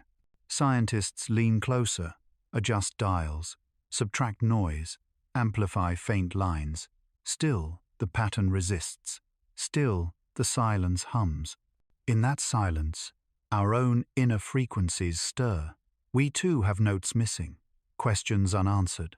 We too hum with incomplete chords, carrying both knowledge and gaps. The comet becomes a mirror not just of Mars, but of ourselves. Its missing signals remind us that we are incomplete, that our story is still unfolding, that our music is not yet finished. And perhaps that is why its presence is soothing. It tells us that to be incomplete is not to be broken. It is simply to be alive in a universe of ongoing creation. The hidden frequencies also remind us of myth. Ancient peoples spoke of the music of the spheres, the idea that planets and stars sang inaudible songs. Perhaps they were not entirely wrong. The cosmos does hum, though its voices are radio waves, magnetic fields, the low vibrations of gravity itself. To find a traveler whose music does not match expectation is to stumble upon a new instrument in the orchestra. We may not yet know how to play it, but we can marvel at its presence. Speculation drifts further still. Some whisper that silence at certain frequencies could mean shielding, a crust thick enough to mask emissions. Others wonder if collisions in its past altered its chemistry, leaving scars that mute its song. A few dream more boldly. What if the comet's materials are not natural at all, but remnants of something crafted, something once alive or intelligent? Such thoughts are unlikely, unproven, yet they emerge naturally in the absence of clarity. The human mind cannot resist turning silence into story. And perhaps that is the ultimate gift of 3I, divided by Atlas's hidden frequencies. They invite us to tell stories, to imagine possibilities, to listen inward as much as outward. The radio dishes may strain for clarity, but in our hearts, the mystery becomes music of its own. We hum along, filling the gaps with wonder, letting the absence rock us gently toward rest. Ahead, the traveler continues. Its frequencies remain faint, its glow still blue, its silence still profound. But as we follow, a new image begins to form, not of data or chemistry, but of character. The comet begins to look less like an object and more like a figure, a messenger wrapped in icy disguise. In the next turn of our journey, we will give it a face, a mask, a name, the silent envoy, 3I divided by Atlas. The story of 3I divided by Atlas grows stranger with every step, and now the comet-like traveler begins to shed its identity as a mere object. Facts alone cannot hold it still. Its faint glow, its selective silence, its path through our skies, all these details suggest not just matter, but meaning. The human mind cannot resist personification. We give names to storms, faces to constellations, and voices to winds. So it is with 3I divided by Atlas. We begin to see it as more than ice and dust. We imagine it as a messenger wrapped in a mask, an envoy from beyond, drifting silently across the stage of our solar system. Anchor facts steady us. the comet's faint activity, the anomalies in its emissions, the subdued interest from institutions. Yet around these facts, a mask takes shape. It is not a mask of deception but of symbolism, a way of seeing the traveler as a character in a story rather than a statistic in a report. For in truth, every interstellar object that brushes past us carries more than data. It carries a story, one that science cannot fully capture, one that imagination must complete. What, then, is the mask of 3 I divided by Atlas? Some see the faint blue glow as a face, calm and mysterious. Some hear the missing frequencies as a voice, quiet yet deliberate. Some interpret NASA's silence as part of the character, an envoy whose message cannot yet be read. Personification comes easily here. We picture 3 I divided by Atlas as a figure cloaked in frost, gliding past Mars, carrying a sealed letter from another star. The letter is unreadable, the mask inscrutable, but still we know it is meant to be noticed. The anomaly is that we feel this so strongly despite the lack of clear evidence. There is no true face, no true message, and yet the human heart insists on one. This is not a flaw but a reflection of how we encounter the unknown. When silence stretches too far, we create voices. When shapes are too distant, we imagine forms. In doing so, we bridge the gap between the cold object and our warm curiosity. The comet does not resist this role. It wears the mask we give it, and the mask becomes part of its truth. Speculation blooms softly around the idea of the mask. If 3 I divided by Atlas is a messenger, what message might it carry? Perhaps it says simply, the universe is wider than you dream. Perhaps it says, life is scattered like seeds, and I am one of the carriers. Perhaps it says nothing at all, and the message lies in our willingness to listen. The mask is not deception, but invitation, a mirror we hold up to ourselves. We see in it what we long for: companionship in the void, reassurance that we are not alone, or humility in the face of vastness. Imagine, for a moment, standing beneath a night sky in which 3 I divided by Atlas is just visible. Its glow is faint, its presence easy to miss, but you know it is there. You close your eyes and imagine the mask, a face half lit, half hidden, watching silently as you watch it. No words pass between you, but the presence is undeniable. It is as if the universe itself is acknowledging you, nodding gently, reminding you that your life is part of a greater story. Masks have always carried this dual nature. They hide and reveal at once. In ritual, they turn humans into gods, or spirits into guides. In theatre, they give voice to archetypes larger than life. In myth, they are worn by messengers, tricksters, and guardians. When we place a mask upon 3 I divided by Atlas, we are not deceiving ourselves. We are entering into the same tradition, treating the unknown as a figure worthy of story. The comet becomes less a rock and more a character, less a puzzle and more a presence. This act of personification does not undermine science, it enriches it. For science seeks facts, and facts are the bones of truth. But imagination gives those bones flesh and breath, turning cold data into living experience. The messenger's mask is not about denying reality, but about embracing it more fully, recognizing that human beings need more than numbers. We need stories to fall asleep to, metaphors to carry in our hearts. The mask gives us permission to hold the comet gently, not as a threat, but as a guide. And perhaps, in some way, this mask is not only ours. Perhaps 3 I divided by Atlas, in its faint glow and missing notes, truly does wear a kind of disguise. Perhaps its anomalies are not flaws in measurement, but genuine peculiarities, signs of an origin we cannot yet place. Its chemistry may not align, its behavior may not conform, and in that difference lies a kind of character. We call it a mask because we cannot see its face.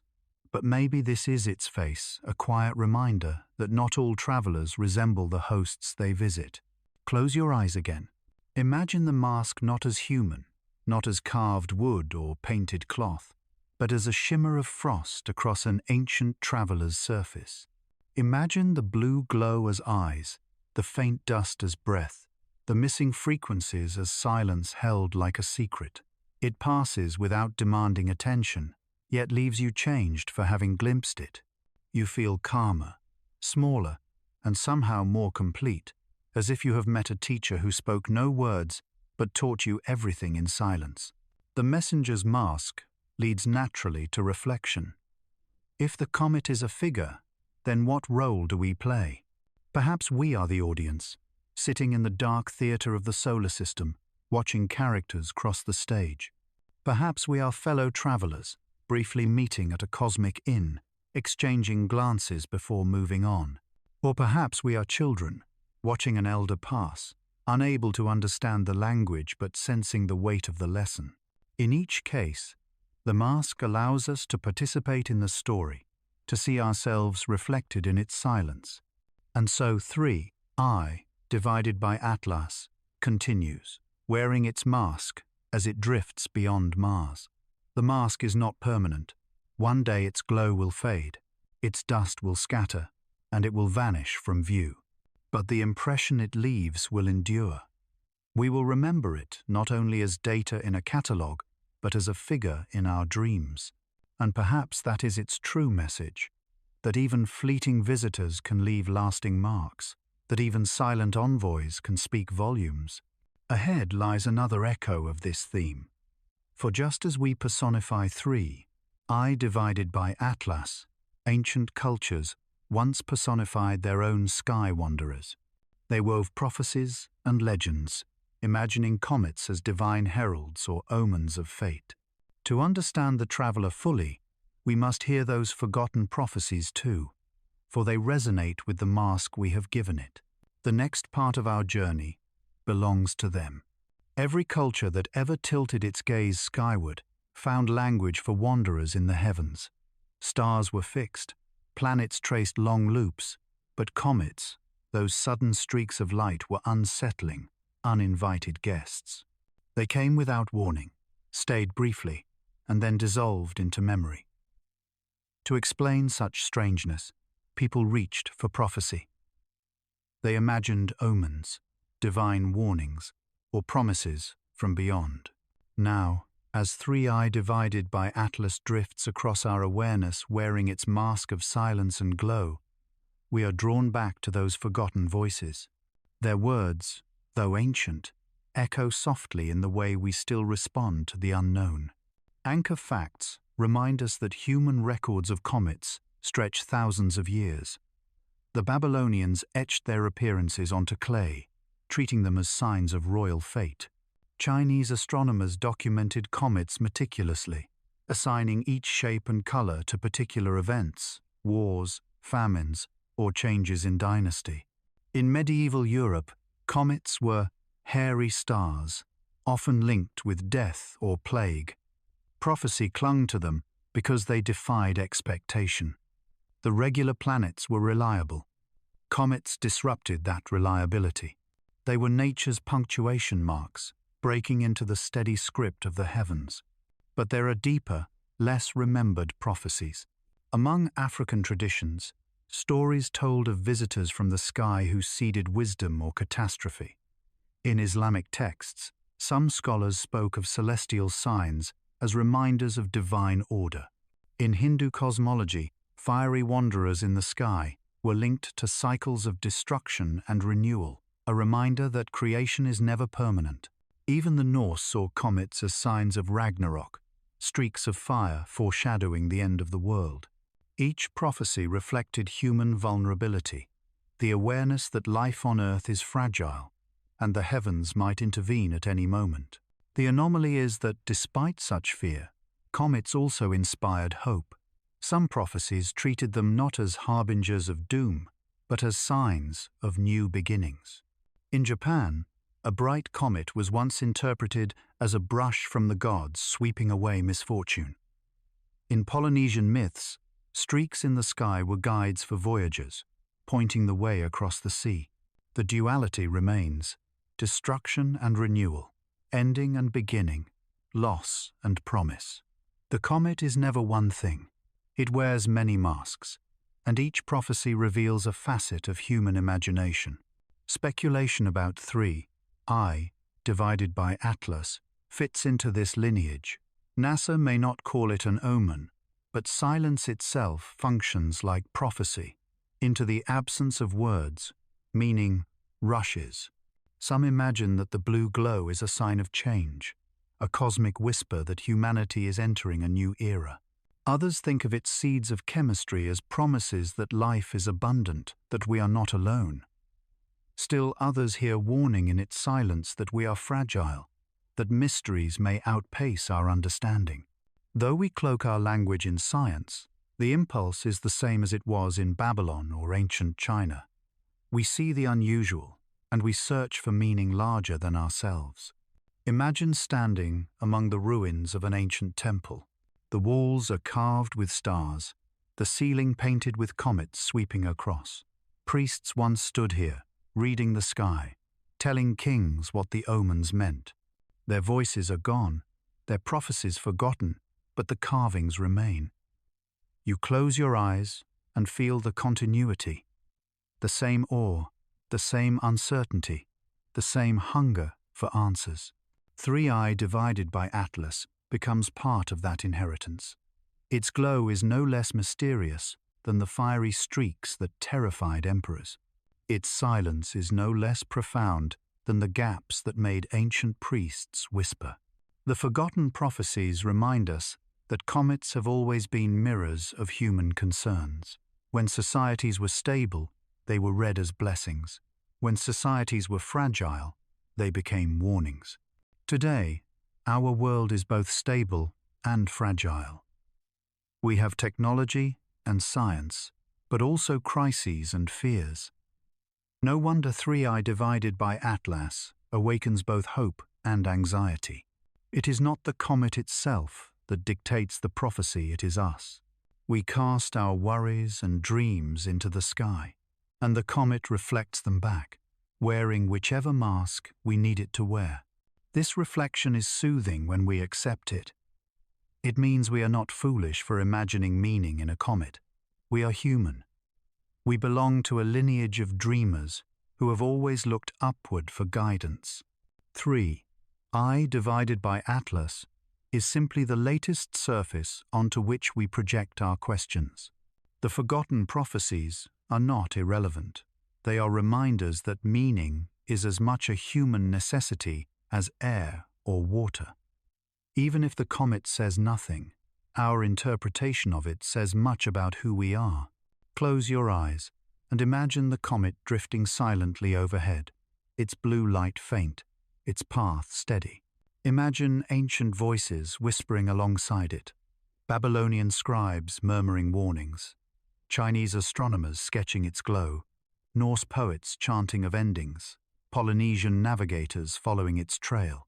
You are surrounded by a chorus of forgotten prophecies, and in their song you hear your own heartbeat. You are not separate from them, you are their continuation. The same sky, the same questions, the same awe. Perhaps the true prophecy lies not in doom or blessing, but in this very continuity. Comets remind us that we are part of a story longer than nations, longer than civilizations, longer even than species. They say, you will look up, and you will wonder, and you will pass that wonder down. That is the unbroken thread, the prophecy that has never been forgotten. And so, as 3I divided by Atlas drifts onward, we carry the old prophecies with us. We do not need to choose between doom or hope. We can hold both, as our ancestors did. The comet wears its mask, the prophecies whisper their echoes, and we fall asleep not with certainty but with reverence. For the forgotten voices remind us. The universe has always been speaking, and every visitor from the stars is another chapter in its endless prophecy. Ahead, the story turns inward once again. For beyond prophecy lies the question of what these visitors reveal about us, not just about our fears or hopes, but about our very capacity to face the unknown. The comet becomes not only a messenger but a test, a gentle challenge to humanity's courage. The forgotten prophecies still whisper behind us, but as 3I divided by Atlas drifts farther from Mars and deeper into our thoughts, the focus turns inward. For if comets are messengers, if they are omens or envoys, then what they truly deliver is not knowledge about themselves, but reflections of us. Each visitor tests humanity, not with fire or destruction, but with a question. How will you respond to mystery? This is the quiet examination set before us by the interstellar traveler, a test not of technology alone, but of spirit. Anchor facts guide us gently into this reflection. Humanity has always faced cosmic puzzles. Oumuamua in 2017 offered a strange shape and unexplained acceleration. Borisov in 2019 reminded us of familiar chemistry with alien origins. 3I divided by Atlas in our time gives us silence, faint glow, and missing notes. None of these objects threatened Earth. None demanded defense. They demanded something harder: humility. To admit that we do not fully know, to accept that some questions remain open, to resist the urge to explain too quickly. The test is patience. The anomaly comes in how differently we respond. Some scientists rush to cautious explanation, wary of speculation. Others leap boldly into theories of alien craft or exotic physics. The public splits between awe and dismissal, wonder and indifference. Each reaction is part of the test. Do we listen more than we speak? Do we honor the unknown instead of rushing to tame it? Or do we let silence frustrate us, turning wonder into conspiracy, absence into accusation? The comet watches silently, and we reveal ourselves in how we treat its mystery. Speculation flows gently here. Perhaps the test of 3I divided by Atlas is not about data at all, but about imagination. Can we dream without fear? Can we see an interstellar visitor and let it remind us of connection, of continuity, of cosmic kinship? Or will we insist on shrinking it, fitting it into categories that comfort us but blind us?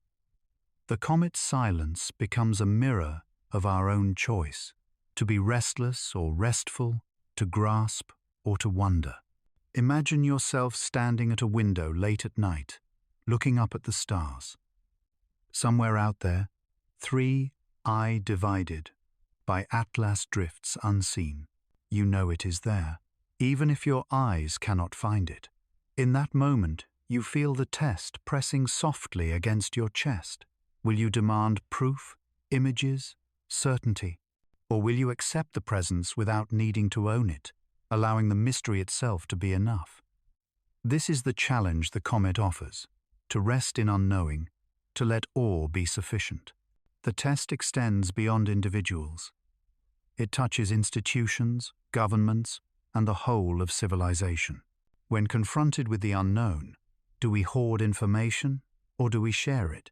Do we fall silent out of caution, or do we communicate with honesty, admitting uncertainty without shame? 3I divided by Atlas presses this question into the heart of NASA, into the minds of astronomers, into the conversations of the curious. Silence may be necessary, but how we hold it, whether as secrecy or reverence, becomes part of the trial. Perhaps the deeper test is ethical. If interstellar visitors carry seeds of life, then how do we treat our own planet, our own cradle of life? If comets remind us that life may be scattered across the stars, do we honor that possibility by protecting what is already here? Or do we forget, exploiting Earth while dreaming of alien gardens? The comet's silent passage asks us not only to gaze outward but to look inward. Do we cherish the life entrusted to us? Or do we risk becoming careless stewards of a rare and fragile gift? Close your eyes and imagine the comet as a teacher. It does not lecture, it does not scold, It does not hand out grades. It simply passes by, leaving us to decide what we have learned. Like a teacher who sets a riddle, it offers presence without solution.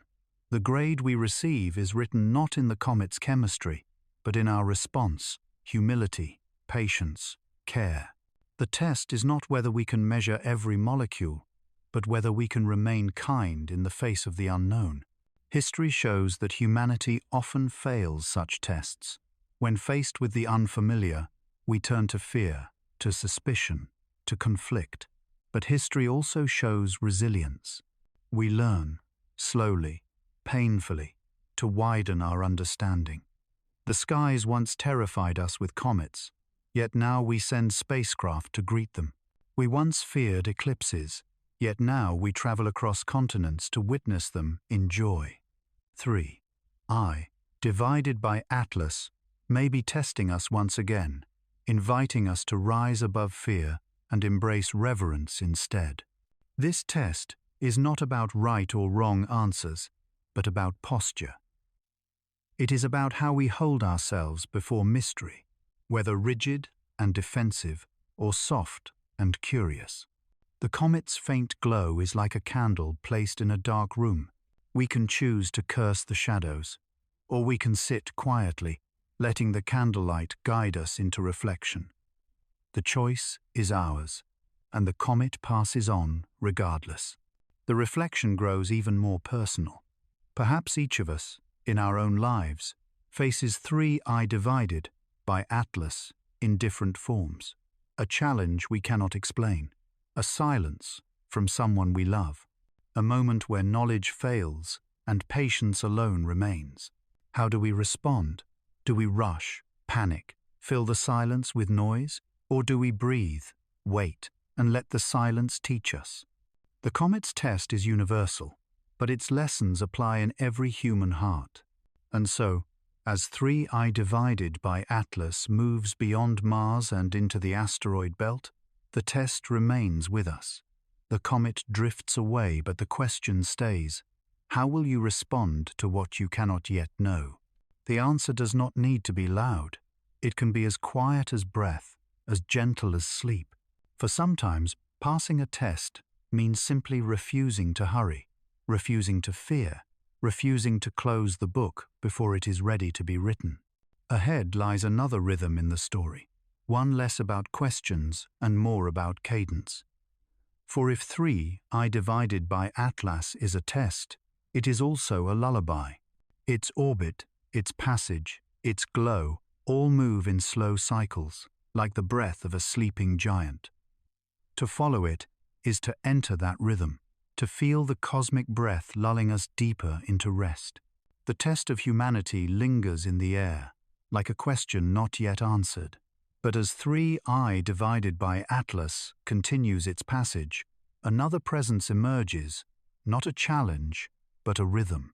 Watch closely, and you notice how its movement has the cadence of breath. Its glow brightens as it nears the sun, then fades as it drifts away, like an inhale and an exhale written across millions of miles. The comet does not speak, but it breathes, and if you let yourself, you can breathe with it, matching your own chest to the cosmic rhythm. Anchor facts remind us of this pattern. Every comet grows more active when warmed by the sun, releasing gases and dust that form its tail. As it moves outward, activity subsides and the glow diminishes.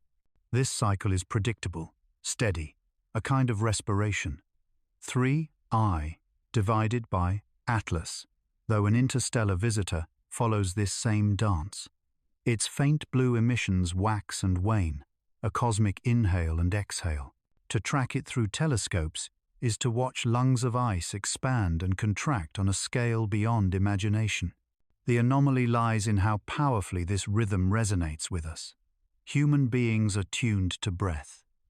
Our first act is to inhale, our last to exhale.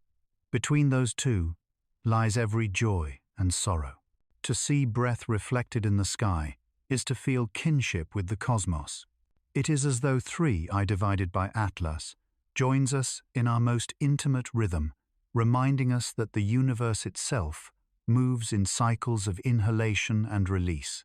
This recognition is not scientific data, but human reflection, and yet it may be more important than numbers. Speculation drifts gently here. What if the breathing of comets is not just a byproduct of physics, but a metaphor of creation itself? Stars inhale hydrogen, fusing it into heavier elements, then exhale those elements into space when they die. Planets inhale material, accreting dust and rock, then exhale debris into their neighborhoods. Even galaxies inhale streams of gas and exhale winds of star formation.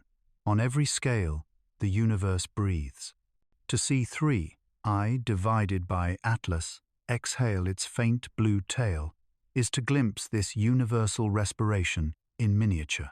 Imagine lying beneath the night sky, your body still, your breathing slow. As you inhale, you picture the comet swelling with activity, glowing brighter. As you exhale, you picture it fading, drifting quietly outward.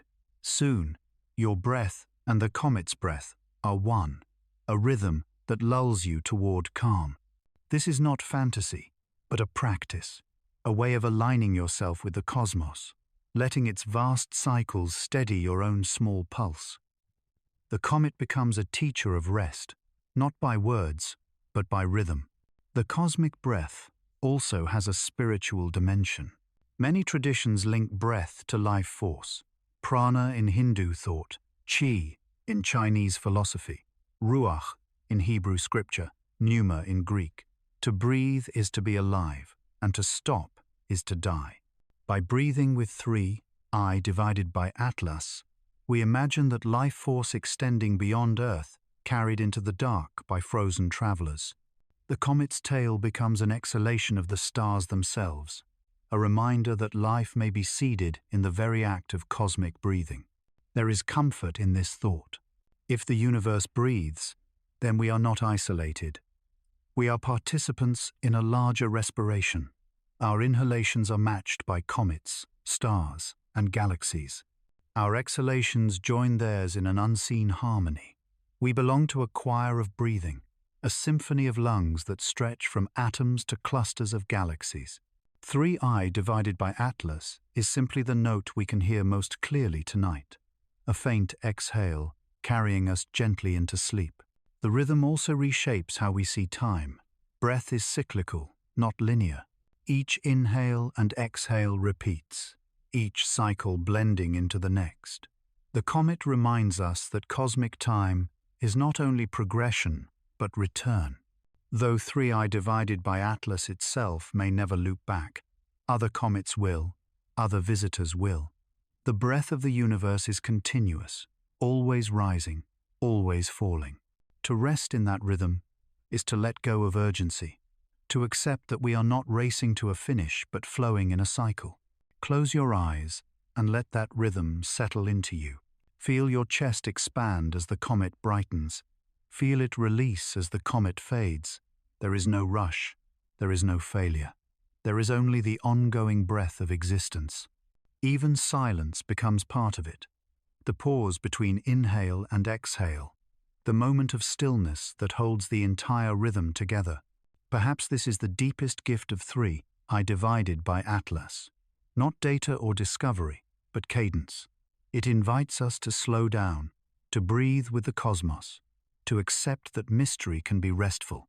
NASA's silence, the comet's glow, the missing frequencies, all are simply parts of the same breath, notes in the same exhalation. We do not need answers tonight. We need only to breathe. And as the rhythm steadies us, the story continues. For the breath of 3I divided by Atlas is not only present, it is ancient, stretching back to times we cannot measure. Perhaps this is not its first journey through our skies. Perhaps such travelers have come before, scattering seeds, teaching rhythms, breathing life into barren worlds.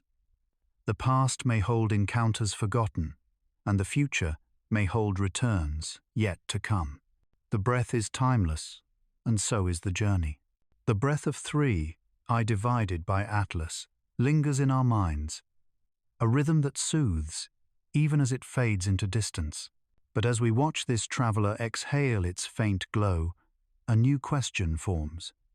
Is this truly the first time? Could other wanderers like 3I, divided by Atlas, have crossed our skies in ages long forgotten, leaving traces in myths, in rocks, in the deep memory of Earth itself? And if they have come before, might they come again, long after we are gone? The thought stretches time like an endless ribbon, past and future, joined in the slow orbit of mystery. Anchor facts first. Interstellar objects are rare to detect, yet the vastness of the galaxy suggests they are not rare in number. Our instruments have only recently become sensitive enough to notice them. Before Oumuamua in 2017, we had no confirmed record of such visitors, yet they must have passed us countless times. Each star system ejects debris over billions of years, scattering fragments like dandelion seeds. Some of those seeds drift into our solar system silently, unobserved. 3I divided by Atlas is not the first. It is simply the first we have noticed, with such quiet persistence. The anomaly arises when we consider human history.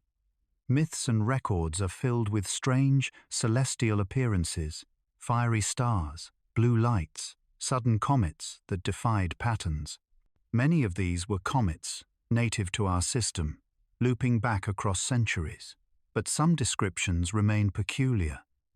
Objects that appeared once and never returned. Lights that moved in ways no known comet should. Could some of these have been earlier interstellar travelers, passing too briefly for science to capture, but long enough to etch themselves into cultural memory? The question is unprovable, but its possibility hums softly. Speculation carries us further. Imagine a time before writing, when early humans gathered around fires. A streak of light crosses the sky, unfamiliar, unpredictable, brilliant. They tell stories about it, weaving meaning into its sudden presence. The comet vanishes, but the story endures, passed from mouth to mouth, evolving into myth. Thousands of years later, we read those myths as metaphors, yet perhaps they contain memories of visitors like 3I, divided by Atlas. If so, the comet we see now is part of a lineage of encounters, not just with science, but with humanity's oldest dreams. Close your eyes and picture a future just as distant. Humanity may no longer live on Earth. Our descendants may inhabit Mars, or moons of Jupiter, or vessels drifting between stars. They too will look upward and see a faint glow. Perhaps it will be 3I divided by Atlas again, looping back after millions of years. Or perhaps it will be another traveler, wearing a different mask but carrying the same lesson. The universe is full of wanderers, and each one is a reminder that we are not alone. Those future observers will tell their own stories, just as we tell ours. The continuity stretches forward without end. There is humility in this perspective. We often imagine ourselves as central to cosmic history, yet we are only one chapter. 3I, divided by Atlas, has traveled for eons before us, and it will travel for eons after. We are a brief audience, catching a glimpse of the performance as it passes, but that glimpse is enough. It ties us into a continuum far larger than our lifespans, reminding us that we belong to a story without beginning or end. The reflection becomes even more personal when we consider that Earth itself may have been shaped by such encounters. Many scientists believe comets delivered much of our water, seeding oceans with frozen gifts. Others argue that organics, amino acids, simple sugars, may have arrived the same way, perhaps even from interstellar sources. If true, then life on Earth is already the child of past encounters. 3I divided by Atlas is not bringing something new, but something ancient, something that has always been part of us.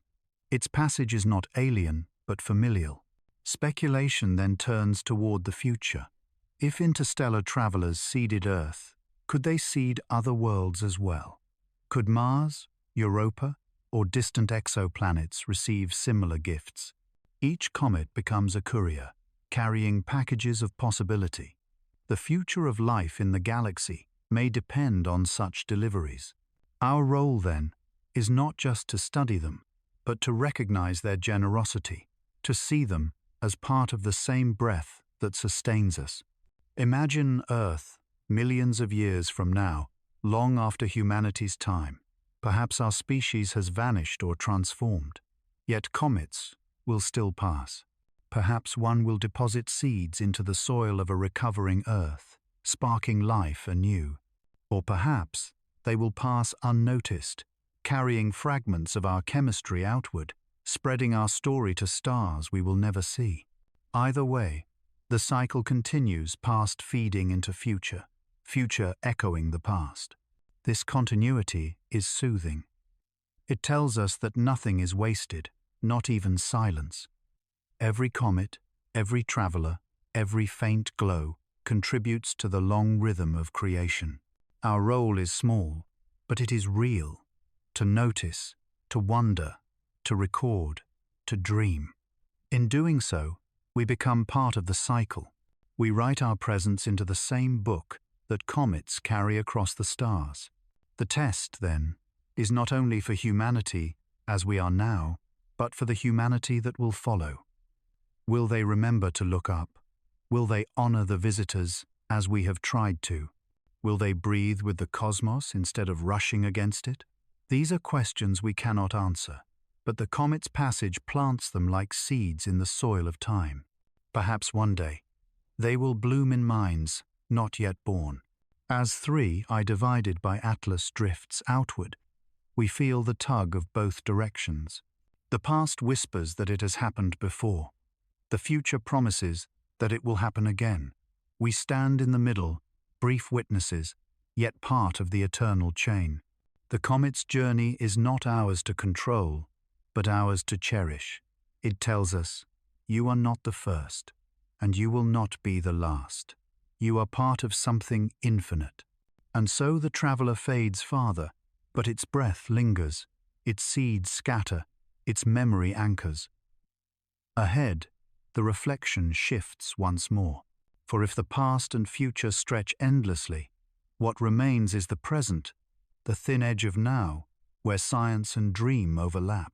In that fragile space, we must learn to balance fact and wonder, precision and imagination. The next part of our journey rests in that delicate balance, where knowledge and dream entwine. The comet drifts onward, carrying its breath of mystery into deeper night, and we are left standing between two landscapes, the clear, bright plain of science and the shadowed valley of dream. In this in-between space, where fact and wonder touch, three eye divided by Atlas feels most alive. We have measured its path, its glow, its silence. We have named its anomalies, listed its uncertainties. Yet none of that cancels the way it moves us, the way it enters our imagination, and becomes something larger than data.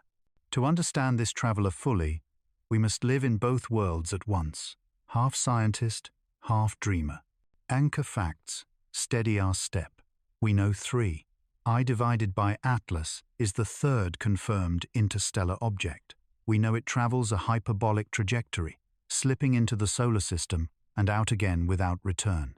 We know its spectrum reveals hints of carbon compounds, that its tail glows with unusual hues, that its radio voice is fainter than expected. These are lines in the ledger of knowledge, recorded with care, checked against models. They form the skeleton of truth, unshakable as bone. But the anomaly is that these facts, though solid, do not satisfy the heart. They are precise, yet incomplete. They explain mechanics, but not meaning. They map the traveler's route, but not its story. Science gives us coordinates, but dream gives us context. Without dream, the comet is just an icy fragment. Without science, it is just a myth. Together, They make it what it truly is, a living presence, a reminder of our place in the cosmos. Speculation blooms where the two meet. Perhaps 3, I divided by Atlas, is a shard from a shattered planet, carrying molecules from a world that once had oceans and skies. Perhaps it is simply a lump of ice, no different than billions of others, yet chosen by chance to cross our gaze. Perhaps it is neither extraordinary nor ordinary, but both, unique in detail, common in principle. Science whispers probabilities, dream whispers possibilities. To walk between them is to honor both voices. Imagine yourself in an observatory, standing before a screen that shows faint dots of light. The data scrolls in numbers, precise and clinical. Then imagine stepping outside, away from machines, into the open night. The same comet drifts invisibly above, and you close your eyes, letting imagination paint what numbers cannot. Both experiences are real, both valid, and together they create wholeness. The comet exists in both spaces, on the page of equations and in the hush of wonder. This balance is not always easy. Our age favors measurement, often dismissing dream as indulgence. But comets resist such dismissal. Their beauty lies not only in spectra, but in stories, not only in coordinates, but in symbols. To dream of 3, I divided by Atlas as a messenger, is not to abandon science, but to enrich it, to allow data to breathe in human language. Science writes the skeleton, dream gives it flesh, and together they create a being worthy of reverence. There is also comfort in recognizing that this dual vision is ancient. Our ancestors looked at comets and saw gods, dragons, or omens. Today we see molecules and trajectories. Both are true in their own frame. The comet does not demand exclusivity. It allows many eyes, many interpretations, many truths layered together. The forgotten prophecies live alongside the laboratory notes, each reflecting a facet of the same mystery. 3, I, divided by Atlas, belongs to both. Close your eyes now and picture the comet not as data or myth alone, but as a bridge between them. It glows faintly blue, its tail like a painter's stroke across black canvas. In one hand you hold a spectrograph, measuring its light. In the other, you hold silence, letting the glow seep into your imagination. You breathe slowly, balancing fact and dream, and in that balance you feel something like peace. This is the space the comet opens for us, not to choose, but to embrace. Perhaps this is the real gift of interstellar visitors. They remind us that the universe is not divided into categories, that truth can be measured and felt at once. They invite us to soften the boundary between science and poetry, between astronomy and reverie. In their brief passage, they show us that wonder is not opposed to knowledge, but completes it. The comet is not less because it is understood, it is more. And our dreaming is not less because it lacks precision, it is essential. Speculation can go further still. What if the very origin of science lies in dream? Ancient people watched comets, told stories, and only later began to measure. Myth gave birth to astronomy, and astronomy now enriches myth again. The circle is complete. 3, I, divided by Atlas, stands within that circle, carrying us back to the roots of curiosity, forward to the edge of knowledge, reminding us that both belong to us. And in this balance, sleep comes easily. To drift off while thinking of 3, I divided by Atlas, is to rest in both certainty and possibility. You know it is real, measured, plotted. You also know it is mysterious, symbolic, dream-shaped. Both truths cradle you, one arm of science, one arm of dream, rocking you into rest. As the comet continues outward, we follow, still held in this balance. Yet, ahead, lies another silence, deeper than before. It is not about data or dream, not about glow or breath, but about questions themselves, questions unasked, mysteries so delicate that even words fail. In the next stage, we will sit with those questions, feeling their weight not in answers but in their refusal to be spoken.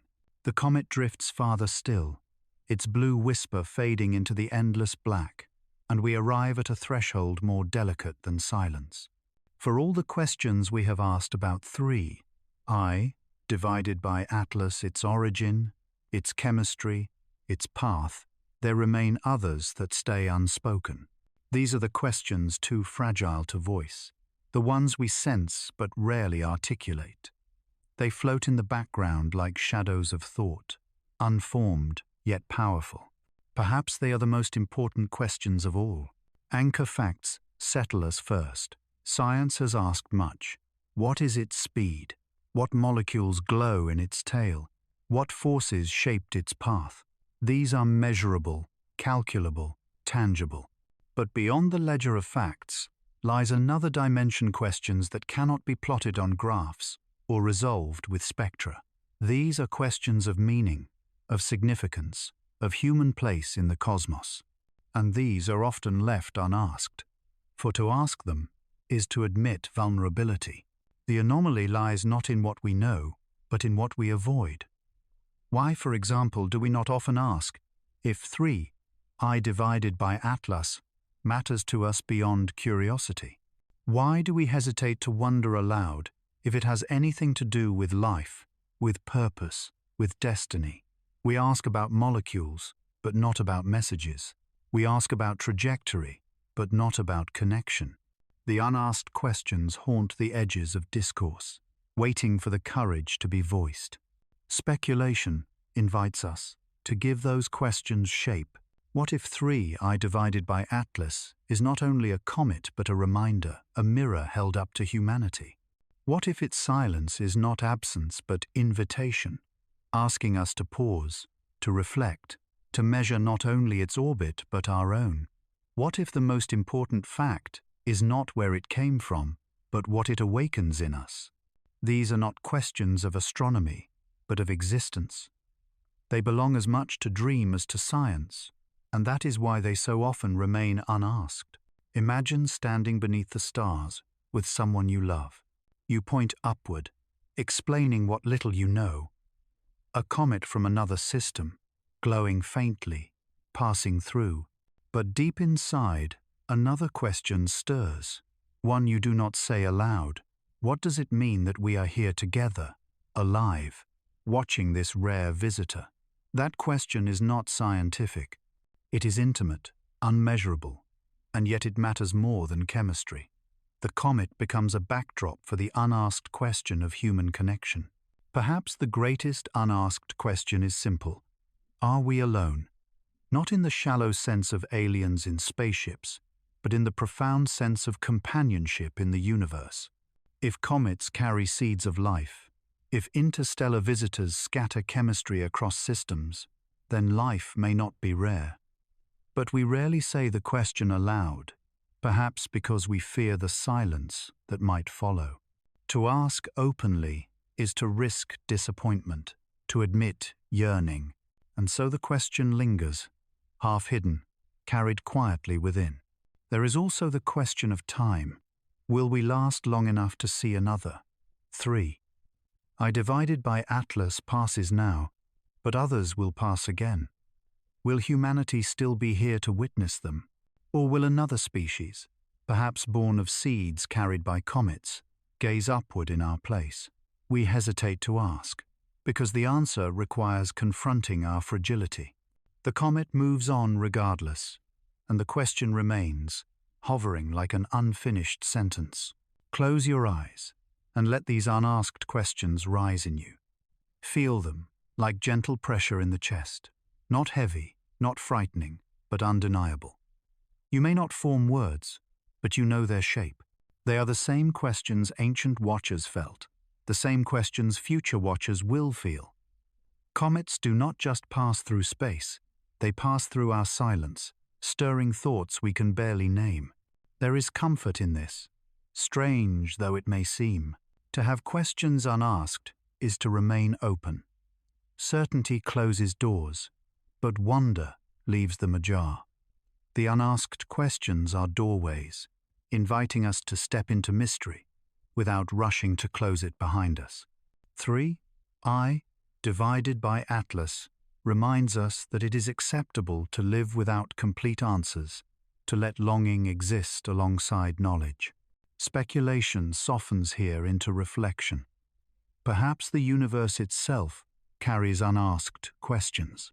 Perhaps stars, galaxies, and comets are not only objects, but symbols of the questions reality asks of itself. What can become of matter?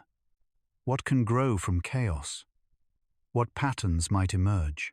In this sense, 3I divided by Atlas is not only our question, but the universe's own an experiment cast into the dark, waiting for responses that may take eons to return. And maybe the reason NASA is so silent, the reason institutions hesitate to speak, is that they too feel the weight of unasked questions. To admit them would be to admit uncertainty, to step beyond the safety of data into the vulnerability of wonder. But perhaps that is exactly where we need to go, not to abandon science, but to let it be accompanied by courage, by the honesty of admitting what we do not know. As 3I divided by Atlas glides onward, we stand still, listening not for answers but for the questions themselves. They do not harm us, they expand us. They do not accuse us, they invite us. They are not loud, they are soft, like lullabies hummed without words. The comet's greatest gift may not be in what it tells us, but in what it allows us to ask or to leave unasked, glowing quietly in the dark. And so we drift into the next chapter. For if questions mirror our yearning, then reflections mirror our souls. The comet will soon pass beyond visibility, but its presence will remain in our thoughts, like a mirror held up to the night sky. In that mirror, we may glimpse not only the universe but ourselves, refracted and softened, as if in dream. The comet drifts farther still, fading from view, but its presence lingers in us like a dream that does not vanish with morning light. 3I, divided by Atlas, has worn its mask, scattered its seeds, carried its silence, and breathed its rhythm across the canvas of our imagination. Now, as we look upward into the night, the sky itself becomes a mirror. In its dark surface, polished by starlight, we see not only the traveler but also ourselves, our questions, our fragility, our hope. The night sky reflects us back, tenderly, as if to remind us that our wonder belongs here. Anchor facts remain steady. We know the sky is a vast field of light years, stars burning at distances so immense that their glow began long before humanity was born. We know that comets like 3I divided by Atlas are fragments of ancient systems, carrying chemistry from forgotten worlds. We know that what we see is often not the present, but the past, light delayed by distance. These facts root us in reality. But when we gaze into the sky, we also see something else ourselves, mirrored in its endlessness. The reflection is not physical, but emotional, not data, but meaning. The anomaly is how faithfully the sky seems to echo our inner lives. On nights when we feel restless, its vastness reflects our unease. On nights when we feel calm, its stars seem gentler, more patient. When we look at 3I, divided by Atlas slipping past Mars, we do not just see a comet, we see a story of fleetingness, of journeys that cannot return. The night sky reflects our own impermanence, our own sense of being travelers who pass briefly through. The comet is the mirror, and we are the ones who cast the image upon it. Speculation deepens this mirror. Perhaps the sky has always been designed, or has always functioned, as a surface for reflection. Civilizations have projected gods, myths, destinies, fears onto the stars. They saw dragons, hunters, lovers, and monsters in constellations. Today, we project science, data, and equations. Yet the act is the same. We look up and see what matters most to us. The reflection changes with time, but the mirror remains. 3I divided by Atlas, then, is not only itself, but also whatever we need it to be: messenger, seed, bearer, teacher, or test. Its true face is hidden. The one we see is our own. Imagine standing alone on a quiet hillside. The air is cold, the ground damp with dew, and above you stretches the black infinity of sky. You know the comet is out there, faint, unseen by naked eyes. You close your own eyes, and still you feel it. You feel the arc of its passage reflected inside your thoughts. The night sky becomes less an expanse above and more a mirror within.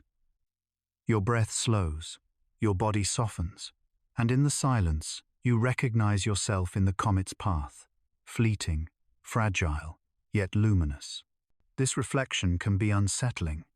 To see ourselves mirrored in something so transient reminds us of mortality. Just as 3I divided by Atlas will pass and never return, so too will we. We too are brief visitors in a vast system, leaving behind only faint traces. But the reflection is also comforting. It tells us that impermanence is not failure. It is the nature of existence. The comet does not lament its passing. It drifts gracefully, glowing while it can, scattering what it carries, and then moves on. We can learn to do the same. The mirror also shows us our longing. When we gaze at the comet, we are not only studying ice and dust, we are hoping, secretly, that it will tell us we are not alone. We long for confirmation that life exists elsewhere, that intelligence may someday greet us, that our story is part of a larger one. The comet does not answer directly, but in its silence, we hear our own desire echoed back. The reflection tells us more about our yearning than about the universe. But that yearning itself is meaningful. Close your eyes again. See the comet's faint blue glow as a reflection of your own inner light. Each thought you have, each question you ask, shines outward like a photon. The night sky does not judge. It simply reflects. The stars above, the comet drifting by, all whisper the same truth. You are part of this. Your wonder belongs here. This is the deepest reflection, the recognition that the universe is not indifferent, but participatory. By reflecting us, it affirms us. The reflection also stretches into community. You are not the only one looking upward. Across the world, others stand at their windows, sit on balconies, or lie in fields, gazing into the same sky. They too wonder about 3I divided by Atlas, about silence, about seeds of life. Though separated by oceans and cultures, you are united in reflection.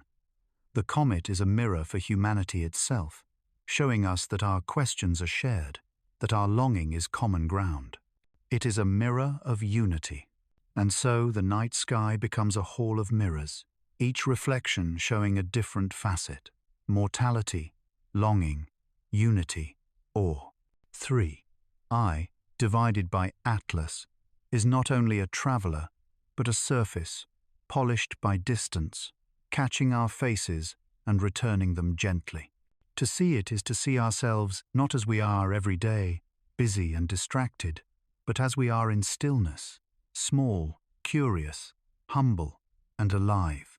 The reflection leads naturally toward rest.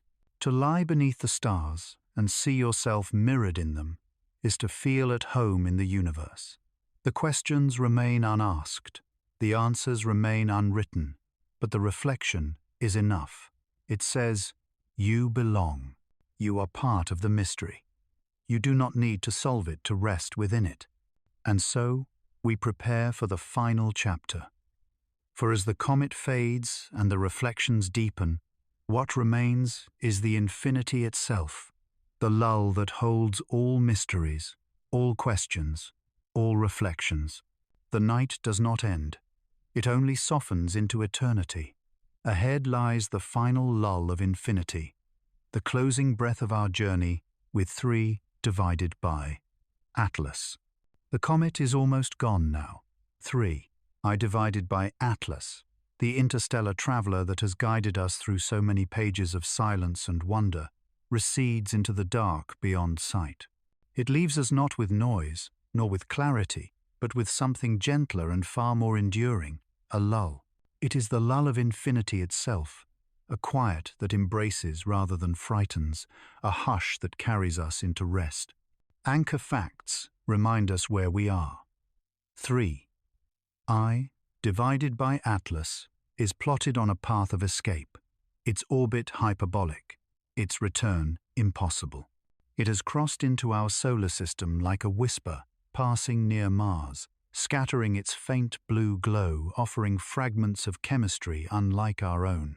Soon it will vanish into the catalogues of astronomy, recorded as numbers, coordinates, a brief visitor. Science closes its book here, satisfied with facts. Yet for us, for those who listen with the ear of wonder, the story continues. The comet becomes not less, but more, precisely because it leaves us behind. The anomaly is the way absence becomes presence. Usually, when something leaves, we feel emptiness. Yet with 3 I divided by Atlas, departure fills us. It fills us with reflection, with humility, with peace. Its leaving is not loss but gift. The comet does not vanish. It expands, becoming part of the lull that stretches across the sky. Its silence is not void but song, sung too slowly for ears, too gently for instruments, but heard clearly in the heart. Speculation now flows softer, like waves on a midnight shore. Perhaps 3 I divided by Atlas will drift for millions of years before brushing past another star, another world, another set of curious eyes. Perhaps it will seed molecules on a distant planet, beginning a story of life that will bloom long after we are gone. Perhaps it will wander forever, never seen again, carrying secrets locked forever in its icy shell. Infinity holds all these possibilities, and none need be resolved. The lull is not an answer, but an embrace of unansweredness. Imagine yourself lying beneath the night sky, your breath slow, your body heavy with rest. The comet is gone, but you still feel it. It moves invisibly across your thoughts, like a lullaby hummed just out of hearing. You know it is there, and that is enough. The stars twinkle faintly overhead, as if to reassure you. The universe is immense, but you belong within it. The lull says, you are small, and that is beautiful. You are fleeting, and that is sacred.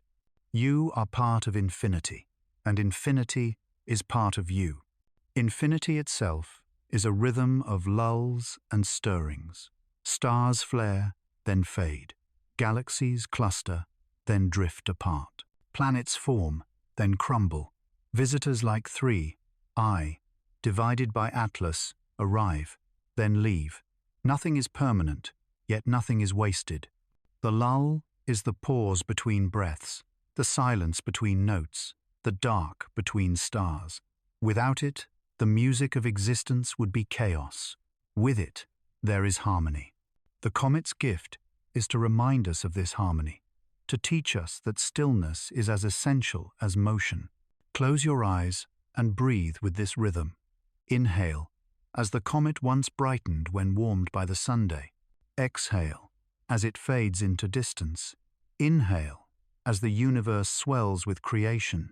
Exhale, as it releases into dissolution.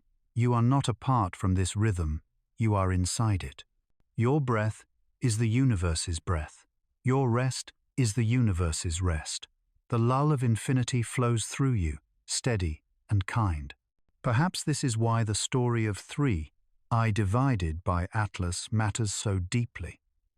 It does not matter because it is unusual or rare, though it is. It does not matter because it carries molecules we do not yet understand, though it may. It matters because it teaches us how to live with mystery. It shows us how to accept what we cannot hold, how to rest in what we cannot answer, how to breathe into silence without fear. In this sense, the comet is not an object, but a teacher, not a fragment of ice, but a fragment of wisdom. The speculation extends into eternity. Imagine a future where humans no longer exist, yet other beings stand beneath a sky and gaze upward. They see a comet drifting faintly, and they too wonder. Perhaps they are born of seeds scattered by comets long ago. Perhaps they too speak of messengers, of omens, of lullabies from the stars. 3I divided by Atlas, or one like it, will pass them as it has passed us, and the lull will be repeated. Infinity is patient. It carries lessons across eons, repeating them until someone listens. Tonight, we are the listeners. The lull of infinity is also a reflection of sleep itself. To drift into slumber is to practice the same surrender, letting go of control, releasing questions, entering silence. Sleep is a small rehearsal for the infinite lull, a nightly reminder that rest is not the enemy of life, but its twin. As you listen to the story of 3I divided by Atlas, you are already halfway into that lull. Your breath has slowed, your thoughts softened, your body relaxed. The comet has passed through your mind, and now it passes into your dreams. Close your eyes more deeply. Feel the comet's glow settle on your eyelids like starlight. Feel its breath match yours, slow and steady. Feel its silence envelop you, a silence wide as galaxies yet intimate as your own chest. You are not chasing the comet anymore. You are drifting with it, outward into the lull of infinity. Together, you move into darkness, not as strangers, but as companions. The comet carries its secrets, you carry yours, and infinity carries you both. And so, the story ends not with a conclusion, but with an opening. Infinity is not closed. It has no edges, no final words. The comet drifts on, and you drift with it. The lull of infinity is both farewell and welcome, both ending and beginning. It says, rest now. You are part of something endless. You are safe within it. The story is complete. The comet has slipped beyond sight, but the lull it left behind remains. You are lying here, calm and safe, listening to the rhythm of your own breath. Each inhale and exhale is matched by the breathing of the universe. You are part of the same rhythm that carries comets across stars, that shapes galaxies, that hums softly in the silence of infinity. Tonight, you do not need to solve mysteries. You do not need to chase answers. You can let the comet's gift be enough, the gift of wonder, the gift of stillness, the gift of the lull. All the stories we have followed, the silence of NASA, the glow of chemistry, the whispers of prophecies, the breath of the cosmos, have been steps toward this moment, the moment of quiet, the moment of rest. Let the questions remain, like stars scattered above you. They are not burdens but companions. Let the silence deepen, like the dark between constellations. It is not emptiness but fullness. Let the lull surround you, gentle as a blanket, tender as a hand resting on your shoulder. The comet is gone, but its lesson remains. You belong here, in this universe, in this night, in this breath. So rest now. Let your body soften. Let your mind loosen its grip. You are safe. You are small. You are infinite. The lull of infinity carries you, and sleep comes like a tide, inevitable and kind. The comet drifts on, and so will you into dreams, into peace, into the endless embrace of the cosmos. Sweet dreams.